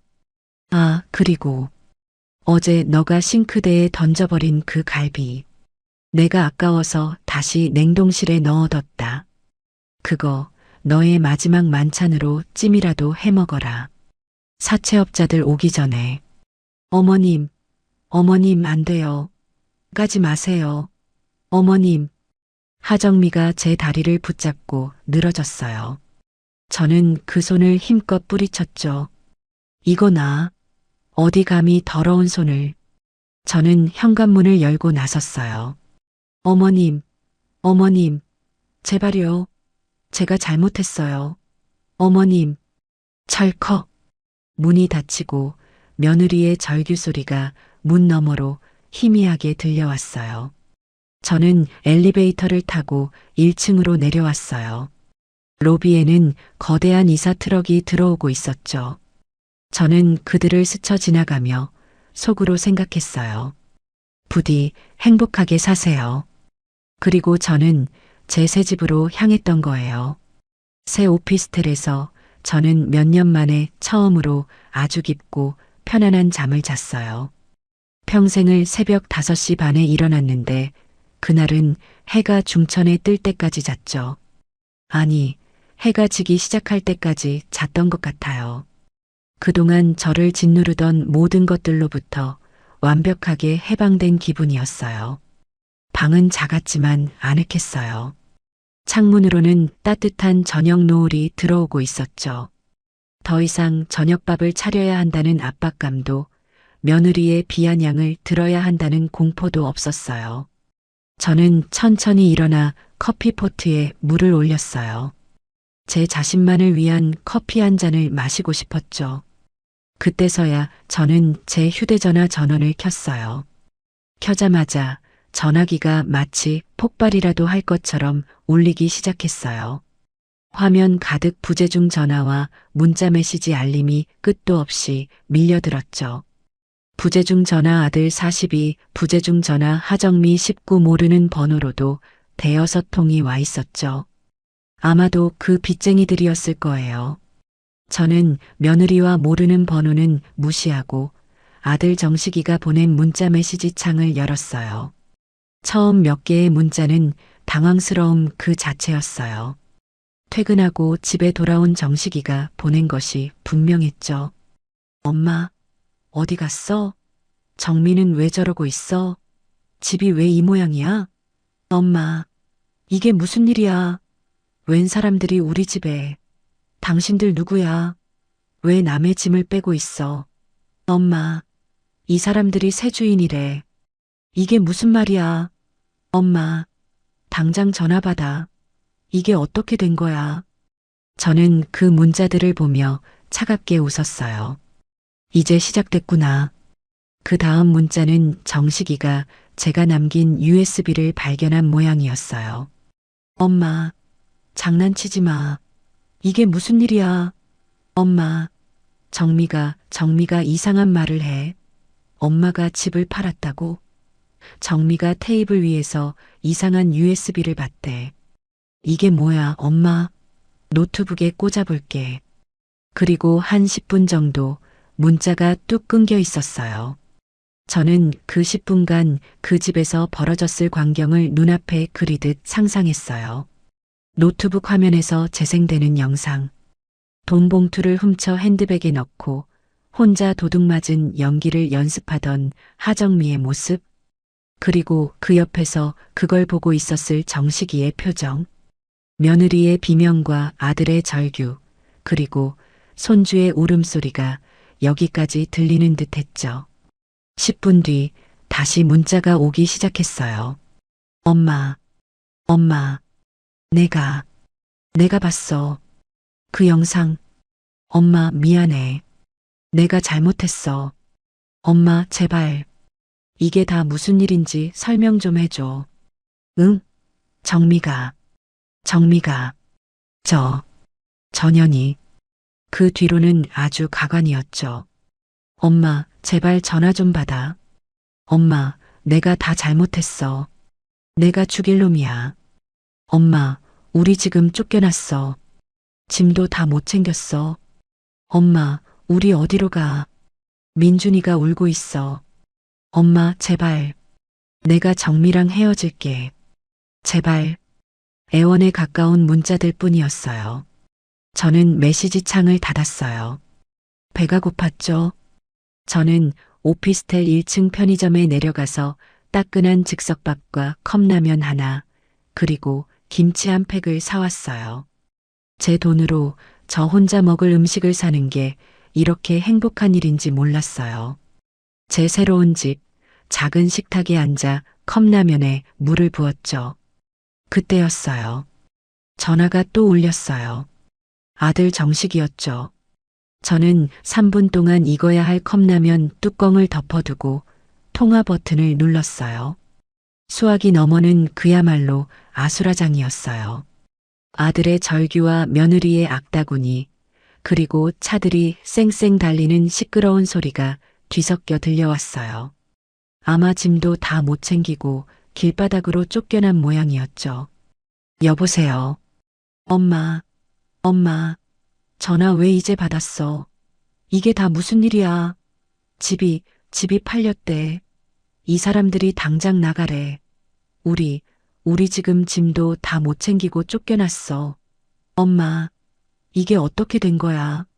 아들 녀석이 울부짖더군요. 저는 아주 차분하게 라면 뚜껑이 잘 닫혔는지 확인하며 대답했어요. 아, 그 집? 엄마, 내 집이니까 내가 팔았지. 무슨 문제라도 있니? 뭐라고요? 엄마, 어떻게 우리한테 말 한마디 없이 집을 팔아? 그럼 우린 어디로 가라고? 민준이도 있는데. 지금 밖은 춥단 말이야. 너가 알아서 해야지. 너가 가장이잖아. 너의 그 잘난 아내랑 상의해봐. 엄마, 제발 장난치지 마. 내가 잘못했어. 엄마, 그 영상. 나는 몰랐어. 정미가 전현이 나한테까지 거짓말을 한 거야.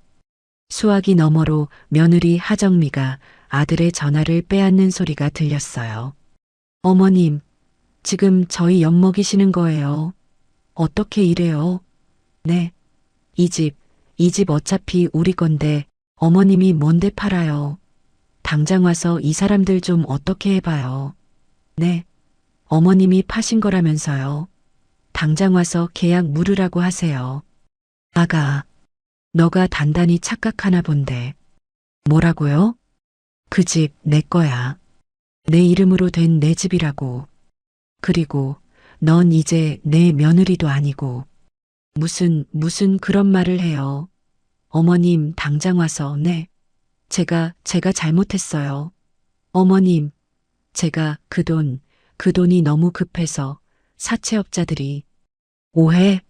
사채? 제가 차갑게 웃자 며느리가 악을 썼어요.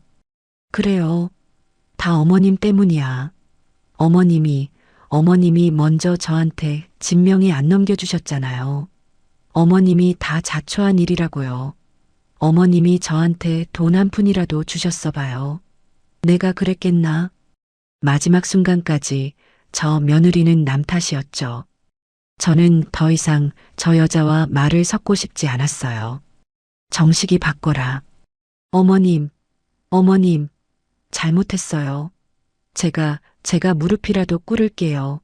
네, 제발. 저 사채업자들한테 쫓기고 있단 말이에요. 어머님, 돈 좀 주세요. 집 판 돈 있으시잖아요. 정식이 바꾸라고 했다. 잠시 후 다시 아들 정식이의 울음 섞인 목소리가 들려왔어요. 엄마, 내가 잘못했어. 내가 정미 말만 듣고 엄마, 내가 100번, 1000번 잘못했어. 제발 한 번만 용서해줘. 응? 내가 정미랑 당장 이혼할게. 이혼하고 민준이랑 둘이 엄마한테 갈게. 그러니까 제발 우리 좀 살려줘. 우리 길바닥에서 얼어 죽게 생겼어. 엄마. 정식아. 응.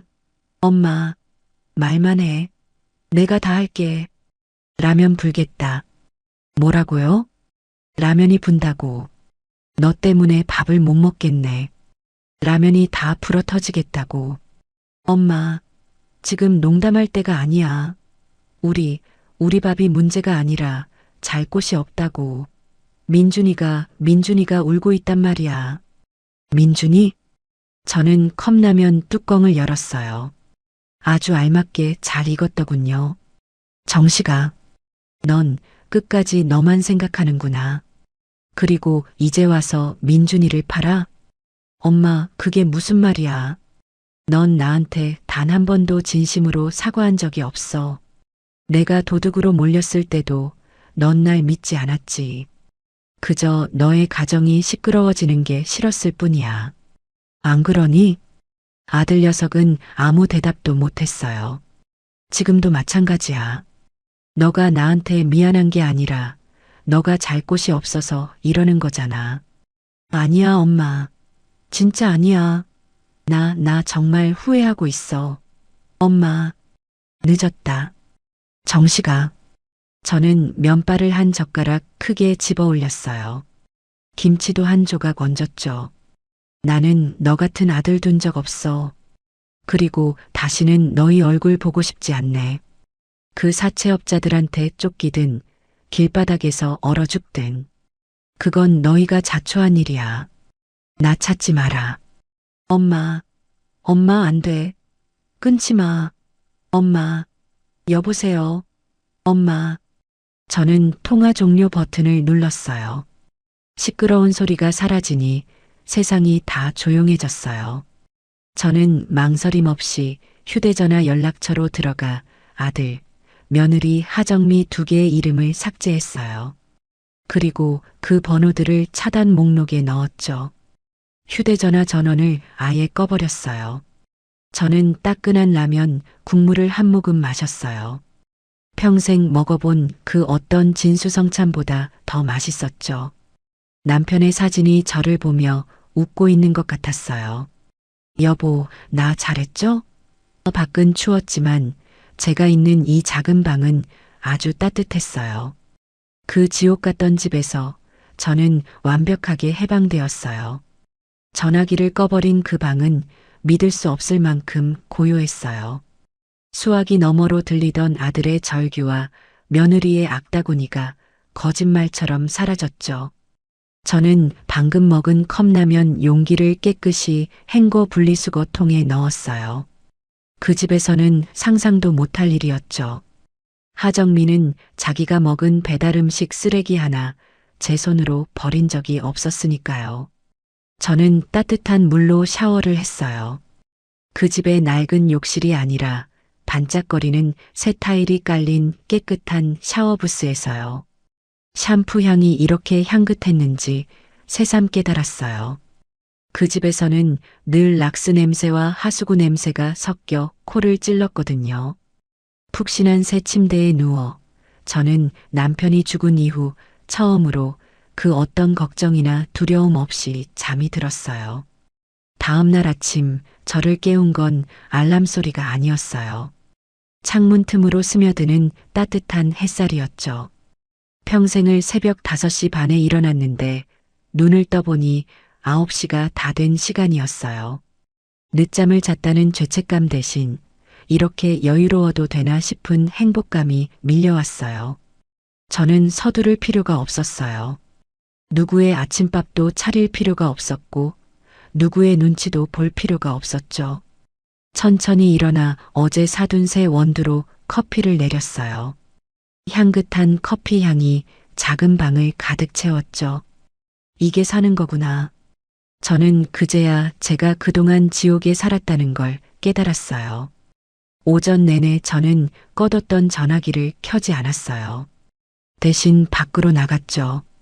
그동안 입었던 칙칙하고 때가 잘 타는 옷들 대신 백화점에 가서 제 돈으로 화사한 꽃무늬가 그려진 원피스와 편안한 가디건을 샀어요. 저를 어머님이나 할머니가 아니라 고객님이라고 불러주는 점원들의 친절이 낯설면서도 기분이 좋았죠. 점심은 혼자서 깔끔한 한정식 집에 들어갔어요. 그 집에서는 늘 며느리와 아들이 먹다 남긴 반찬, 식어 빠진 밥만 먹었는데 저만을 위해 따뜻하게 차려진 밥상을 받으니 눈물이 날 것 같았죠. 여기 돌솥밥 하나랑 보리굴비 정식 하나 주세요. 제가 먹고 싶은 걸 마음대로 시켰어요. 누구 하나 돈 아깝게 그런 걸 왜 시키냐고 타박하는 사람이 없었죠. 그렇게 여유로운 하루를 보내고 오피스텔로 돌아왔어요. 이제는 확인해야 할 시간이 왔죠.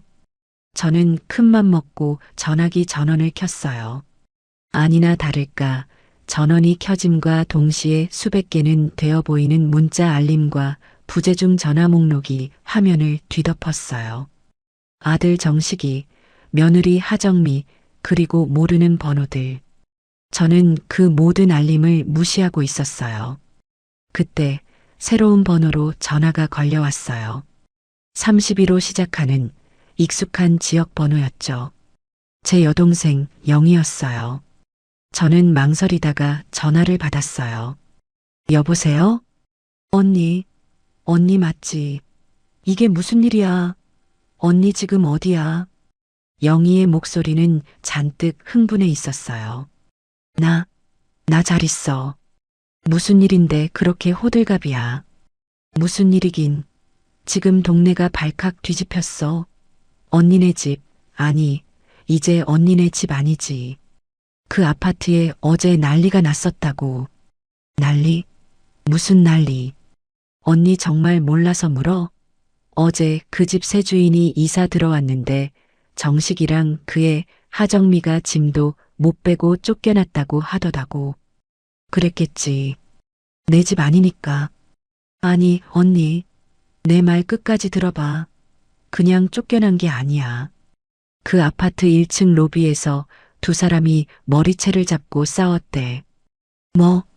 하정미가 너의 엄마 때문에 내 인생 망했다고 악을 쓰니까 정식이가 이 악마 같은 년 너가 우리 엄마한테 무슨 짓을 했는지 다 안다고 하면서 그 여자를 밀쳤다는 거야. 저는 상상도 못한 이야기였어요. 제 아들 정식이가 며느리한테 손찌검을 했다니요. 그래서 하정미도 가만 안 있었지. 너는 뭐 잘했어? 너의 엄마 도둑으로 몰 때 너도 옆에서 거들었잖아. 하면서 정식이 뺨을 때리고 아주 그냥 개싸움이었대. 주민들이 다 나와서 구경하고 어떤 사람은 동영상도 찍었다고 하더라고. 저는 조용히 커피만 한 모금 마셨어요. 근데 언니, 그게 끝이 아니야. 또 뭐가 있는데. 그때 막 무섭게 생긴 아저씨들이 봉고차에서 우르르 내리더래. 무섭게 생긴 아저씨들? 응. 하정미가 그걸 보더니 기겁하면서 도망가려고 했는데 그 아저씨들이 하정미 머리채를 잡았다는 거야. 하정미 씨, 돈 갚아야지. 어디가? 하면서 그 사채업자들이었어요. 제가 집을 판 것을 어떻게 알았는지 아니면 원래 어제가 갚기로 한 날이었는지 귀신같이 알고 찾아온 거였죠. 정식이가 그 사람들한테 이거 놓으라고 당신들 누구냐고 소리치니까 그 아저씨들이 너는 이 여자 남편이냐? 너도 같이 갚아. 하면서 정식이 멱살까지 잡았대. 완전 난장판이었지. 결국 새 주인이 경찰 불렀잖아. 경찰까지? 그래. 경찰 와서 그 사람들 다 말리고 정식이랑 하정미는 경찰차 타고 파출소까지 갔다고 하더라고. 짐은 이삿짐 센터 사람들이 그냥 로비 밖에 다 내놨는데 그것도 그 빚쟁이들이 이거라도 가져가야겠다면서 명품 가방이고 뭐고 다 뒤져서 차에 싣고 가버렸대. 민준이는? 손주는 옆에서 자지러지게 울고 있고 저는 눈을 감았어요. 그림이 그려졌죠. 아파트 주민들 앞에서 망신이란 망신은 다 당하고 빚쟁이들한테 멱살까지 잡히고 결국 경찰서까지 끌려간 아들과 며느리. 그래서 걔들 어떻게 됐대? 나도 몰라. 파출소에서 조사는 받고 풀려났겠지만 당장 갈 데가 있겠어? 정식이도 핸드폰 붙들고 엄마 하면서 울기만 하더래. 언니.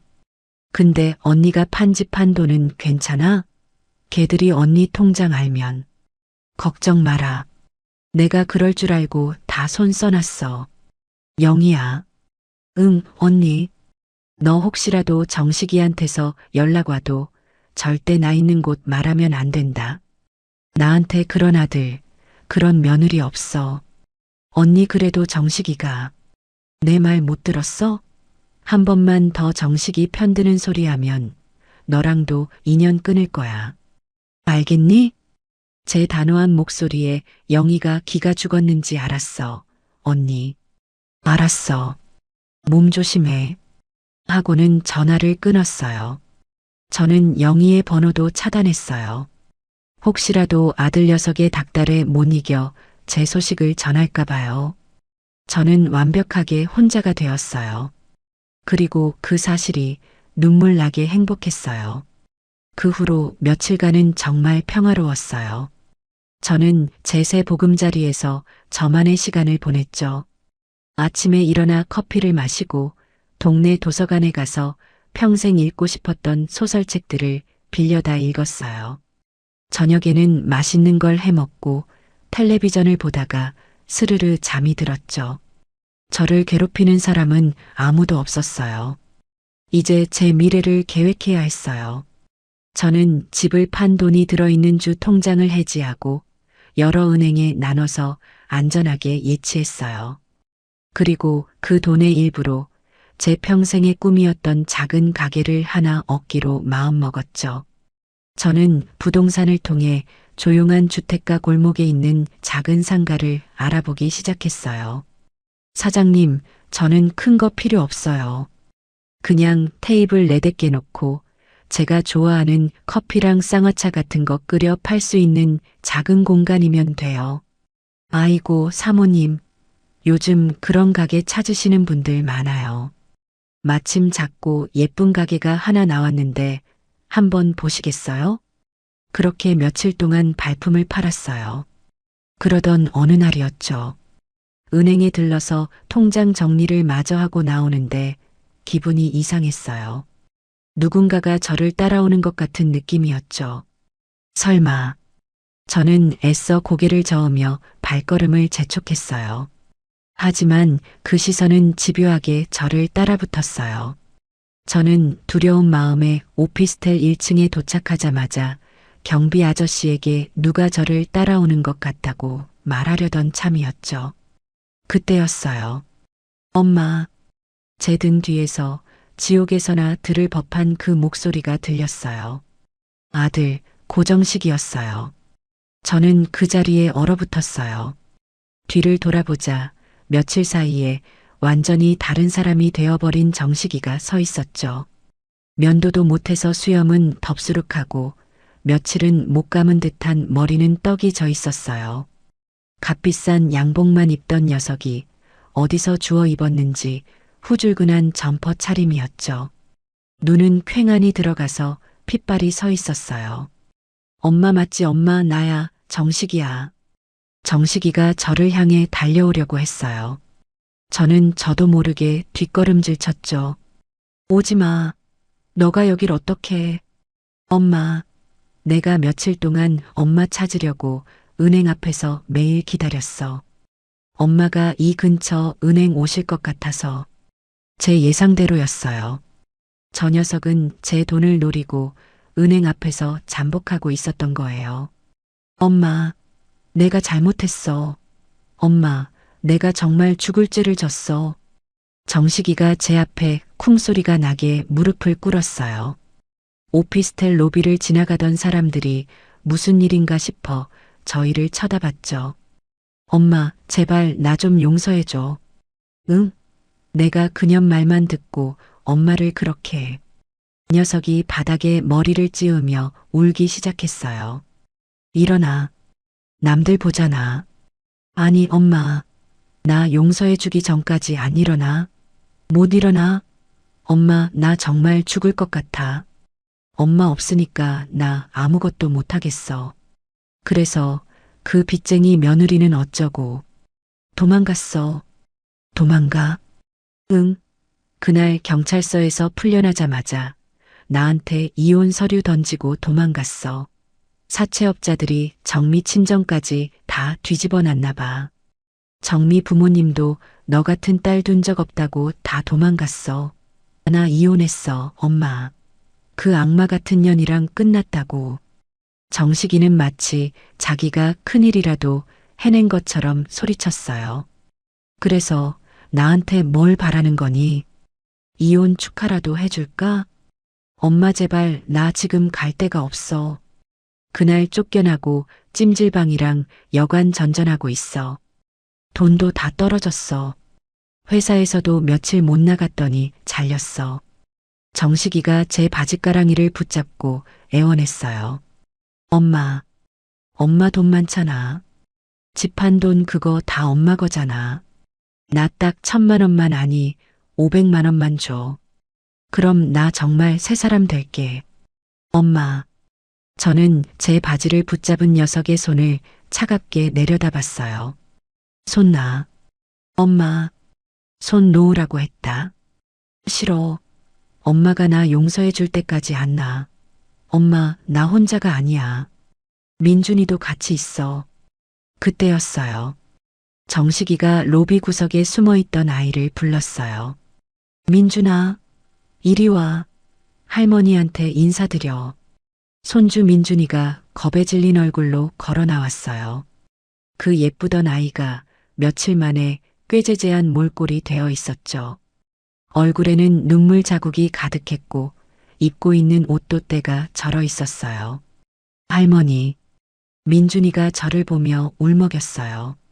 정식이가 민준이를 제 앞으로 떠밀었어요. 엄마, 봐, 민준이야. 엄마 손주. 엄마, 민준이 불쌍하지도 않아? 제 며칠째 밥도 제대로 못 먹었어.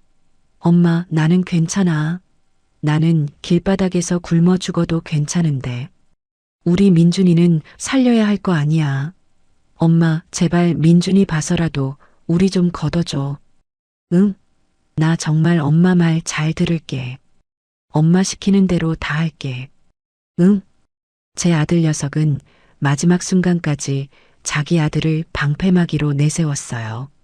제 가장 약한 고리를 파고들었죠. 저는 민준이를 가만히 내려다봤어요. 아이는 그저 무서운지 아빠 뒤에 숨으려고만 했죠. 저는 그 아이의 눈을 보며 며칠 전 그날을 떠올렸어요. 할머니 저리 가. 도둑이야. 저한테 그렇게 소리치던 그 목소리. 저는 주머니에서 휴대전화를 꺼냈어요. 정식이가 제발 돈이라도 보내주려는 줄 알았는지 기대에 찬 눈으로 저를 쳐다봤죠. 저는 휴대전화로 1층 경비실 번호를 눌렀어요. 경비 아저씨, 저 805호인데요. 네, 사모님. 무슨 일이십니까? 지금 제 아들이라고 주장하는 웬 남자가 제 아들 아니에요. 웬 남자가 어린애까지 데리고 와서 로비에서 저를 괴롭히고 있어요. 돈 달라고 협박하고 있어요. 당장 이 사람들 좀 끌어내 주세요. 네, 네, 알겠습니다. 당장 가겠습니다. 정식이가 제 말을 듣고는 얼굴이 하얗게 질렸어요. 엄마, 지금 뭐라고? 내가 아들이 아니라니. 엄마, 어떻게 나한테 이래? 너는 그날 너의 마누라 편들면서 나를 도둑으로 몰았던 그날 이미 내 아들 아니었어. 엄마. 그리고 정식아. 저는 녀석을 똑바로 쳐다봤어요. 너가 민준이를 저렇게 만든 거야. 너가 너의 아들 앞에서 너의 엄마를 도둑으로 만들었지. 너가 저 아이한테 할머니를 미워하라고 가르쳤어. 너가 자초한 일이야. 그 아이 이제 너의 책임이야. 나한테 떠넘기지 마. 경비 아저씨 두 분이 헐레벌떡 뛰어왔어요. 사모님, 괜찮으세요? 이 사람들 맞죠? 네, 저 사람들입니다. 당장 내쫓아 주세요. 다시는 여기 발도 못 붙이게 해주세요. 엄마, 안 돼. 엄마, 이러지 마. 엄마, 내가 잘못했어. 엄마. 정식이가 경비 아저씨들에게 붙들려 끌려나가면서도 저한테 발악을 했어요. 엄마, 나한테 어떻게 이래. 내가 엄마 아들이잖아. 엄마. 민준이는 그 옆에서 아빠, 아빠 하고 울부짖었죠. 저는 그 지옥 같은 광경을 쳐다보지도 않고 엘리베이터 버튼을 눌렀어요. 문이 열리고 저는 엘리베이터에 올라탔죠. 문이 닫히는 순간까지 정식이의 저주 섞인 고함 소리가 들려왔어요. 김영순, 너도 똑같이 당할 거야. 두고 봐. 이 나쁜 년. 제 아들 입에서 저를 향해 나온 마지막 말이었어요. 엘리베이터 문이 닫히고 저는 8층 버튼을 눌렀어요. 눈물이 나오지 않았어요. 그저 아주 오랫동안 앓던 이가 빠진 것처럼 시원하고도 씁쓸한 기분이었죠. 그날 밤 저는 잠을 설쳤어요. 물론 그 녀석이 불쌍해서는 아니었어요. 또 찾아오면 어떡하지 하는 불안감 때문이었죠. 다음 날 저는 부동산 사장님께 전화를 걸었어요. 사장님, 저 아무래도 안 되겠어요. 제가 지금 사는 이 오피스텔 혹시 단기로 내놓을 수 있을까요? 네. 사모님, 무슨 일 있으세요? 거기 입주하신 지 일주일도 안 됐잖아요. 사정이 좀 생겼어요. 저는 아예 다른 동네로 가고 싶어요. 아무도 저를 모르는 곳으로요. 일은 생각보다 빨리 진행됐어요. 제 오피스텔은 워낙 조건이 좋아서 바로 다음 세입자가 구해졌죠. 저는 그 길로 짐을 쌌어요. 라고 해봤자 낡은 가방 하나가 전부였지만요. 저는 아예 서울을 떠나기로 마음먹었어요. 사장님, 저기 강원도나 아니면 바닷가 근처에 조용한 동네에 나온 작은 가게 자리 없을까요? 방 하나 딸려 있으면 더 좋고요.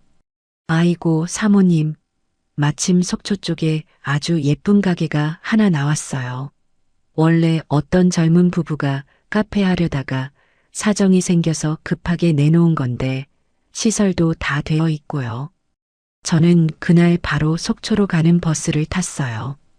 아무에게도 말하지 않았죠. 휴대전화 번호도 그 길로 바로 해지하고 새 번호로 바꿨어요. 속초에 도착해 그 가게를 본 순간 저는 바로 마음을 정했어요. 바다가 바로 내다보이는 작은 언덕 위에 하얀색으로 칠해진 아담한 1층짜리 가게였어요. 안쪽에는 제가 딱 눕기 좋은 작은 방도 하나 딸려 있었죠. 저는 그 자리에서 바로 계약했어요. 제 남은 인생을 보낼 곳으로 완벽했죠. 그 다음 날부터 저는 완전히 새로운 삶을 시작했어요. 서울에서 샀던 화사한 원피스는 넣어두고 편안한 작업복을 사입었어요. 페인트 가게에 가서 직접 페인트도 사왔죠. 가게 이름을 뭘로 할까 고민하다가 그냥 영순이네라고 정했어요.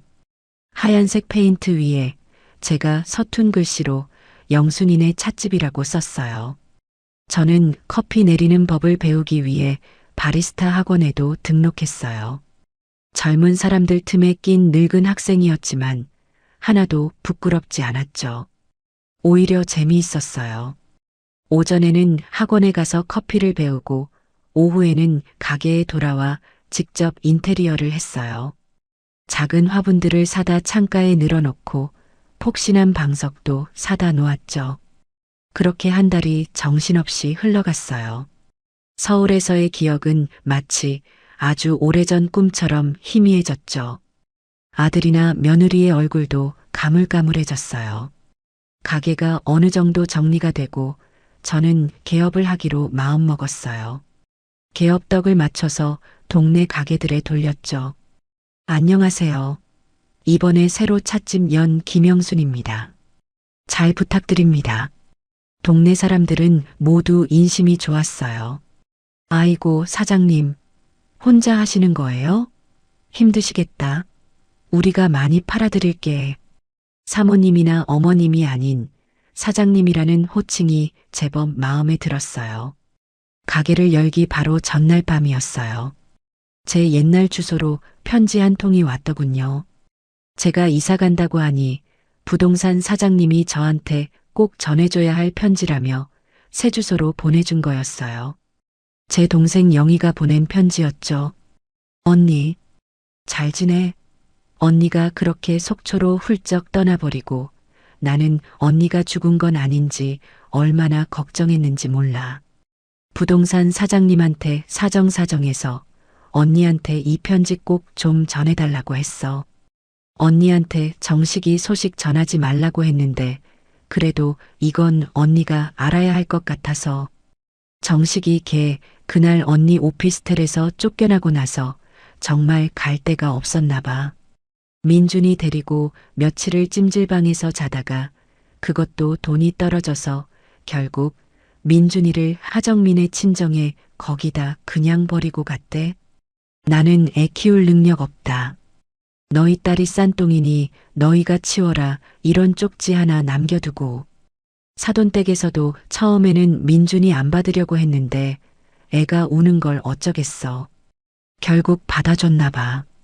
대신 정식이한테는 다시는 민준이 볼 생각도 말고 우리 앞에 나타나지도 말라고 난리를 쳤대.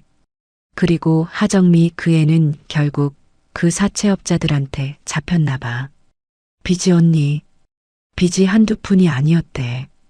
집 담보로 받은 것 말고도 여기저기서 끌어다 쓴 돈이 수억 원이었대. 결국 그 빚쟁이들이 어떻게 했는지 밤낮 없이 험한 일을 하며 빚을 갚고 있다는 소문이 돌더라고. 아주 얼굴도 못 들고 다닐 정도로 망가졌대. 정식이는 민준이까지 버리고 나서는 완전 폐인이 됐어. 건설 현장 같은 데서 막노동하면서 하루 벌어 하루 먹고 사는데 그 돈도 다 술값으로 쓴대.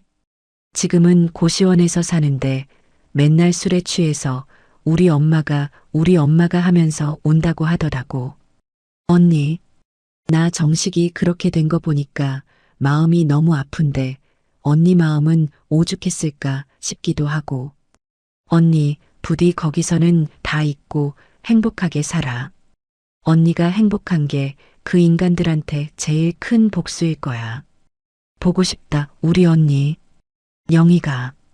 저는 편지를 조용히 접었어요. 눈물이 나지 않았어요. 그저 그렇게 됐구나 하는 생각뿐이었죠. 그들이 어떤 지옥에서 살든 그건 이제 제 알 바가 아니었어요. 그들은 스스로 그 지옥을 선택한 거니까요. 다음 날 아침 저는 가게 문을 활짝 열었어요. 영순이네 찻집이라고 적힌 간판 아래 오늘 문 열었어요 라는 작은 팻말을 걸었죠. 바다 냄새와 섞인 구수한 대추차 냄새가 가게 안을 가득 채웠어요. 사장님, 개업하셨네요. 축하합니다. 여기 대추차 한 잔 주세요. 동네 이웃인 생선가게 아주머니가 첫 손님으로 들어왔어요. 네, 어서 오세요. 제일 맛있는 걸로 끓여드릴게요. 저는 환하게 웃으며 대답했어요. 제 인생의 두 번째 봄날이 그렇게 시작되고 있었어요. 이곳 속초는 공기가 참 맑아요.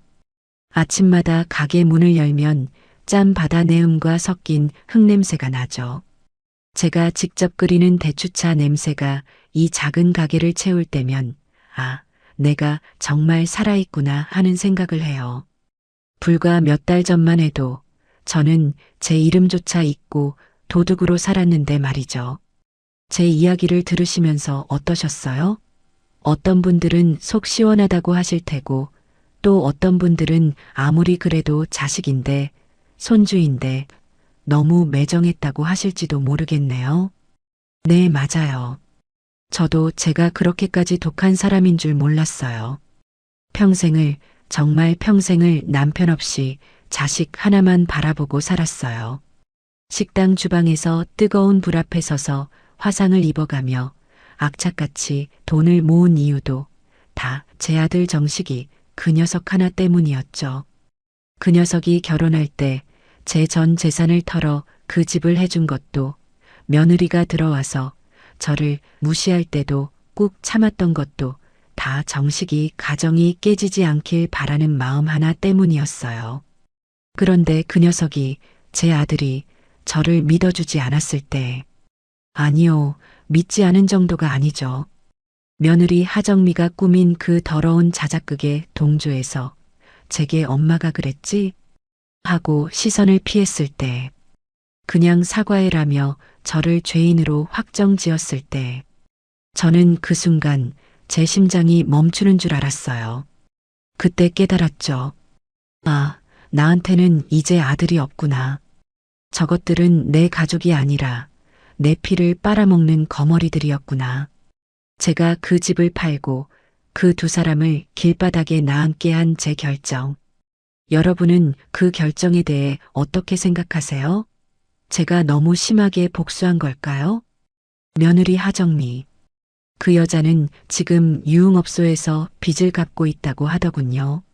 자기가 저지른 탐욕의 대가를 지금 톡톡히 치르고 있는 거겠죠. 저는 그 여자가 어떻게 되든 솔직히 하나도 궁금하지 않아요. 그 여자는 저한테 인간이 아니었으니까요. 하지만 제 아들 정식이, 그 녀석은 지금 고시원에서 술로 하루하루를 보낸다고 해요. 마지막에 저를 찾아왔던 그 모습이 사실은 가끔 떠오르기도 해요. 오피스텔 로비 바닥에 무릎을 꿇고 엄마, 내가 잘못했어 하고 울부짖던 그 목소리요. 만약에 여러분이 저였다면 그 순간에 어떤 선택을 하셨을 것 같아요?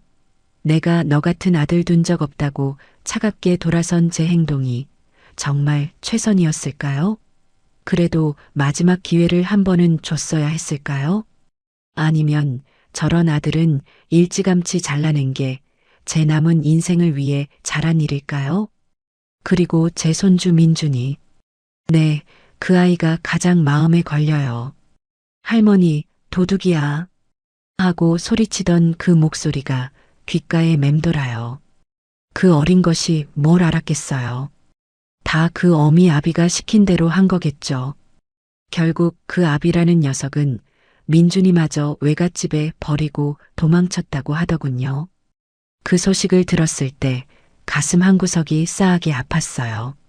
차라리 민준이만이라도 내가 데려와서 키웠어야 했나? 하지만 그러기엔 저는 정식이와 다시 엮일까봐 너무 무서웠어요. 그 지옥으로 다시 끌려 들어갈까봐요. 제가 제 손주까지 외면한 거, 제가 너무 이기적이고 독한 할머니였던 걸까요? 여러분이 저라면 민준이를 어떻게 하셨을 것 같아요? 지금 저는 이곳 속초에서 사장님 소리를 들으며 살아요. 제 이름 석자, 김영순으로 다시 태어났죠. 그때 제가 용기를 내지 못했다면 저는 아마 지금쯤 요양병원 구석에서 죽을 날만 기다리고 있거나 아니면 아직도 그 집에서 도둑 소리를 들으며 밥도 못 얻어먹고 있었겠죠. 제 선택이 옳았다고 생각하면서도 가끔은 여러분의 생각이 궁금해요. 저의 이 복수가 정말 여러분의 속을 시원하게 해드렸나요? 아니면 저보다 더 통쾌한 방법이 있었을까요? 제가 그 아들과 며느리에게 너무 약하게 복수한 건 아닐까요? 제2의 인생을 시작한 저에게 여러분의 소중한 한마디 한마디가 정말 큰 힘이 될 것 같아요. 제가 잘한 일인지 아니면 제가 놓친 부분은 없는지, 여러분이라면 어떻게 하셨을지 그 마음을 댓글로 꼭 좀 남겨주세요. 여기까지 제 긴 한숨 같은 이야기 들어주셔서 정말 고맙습니다.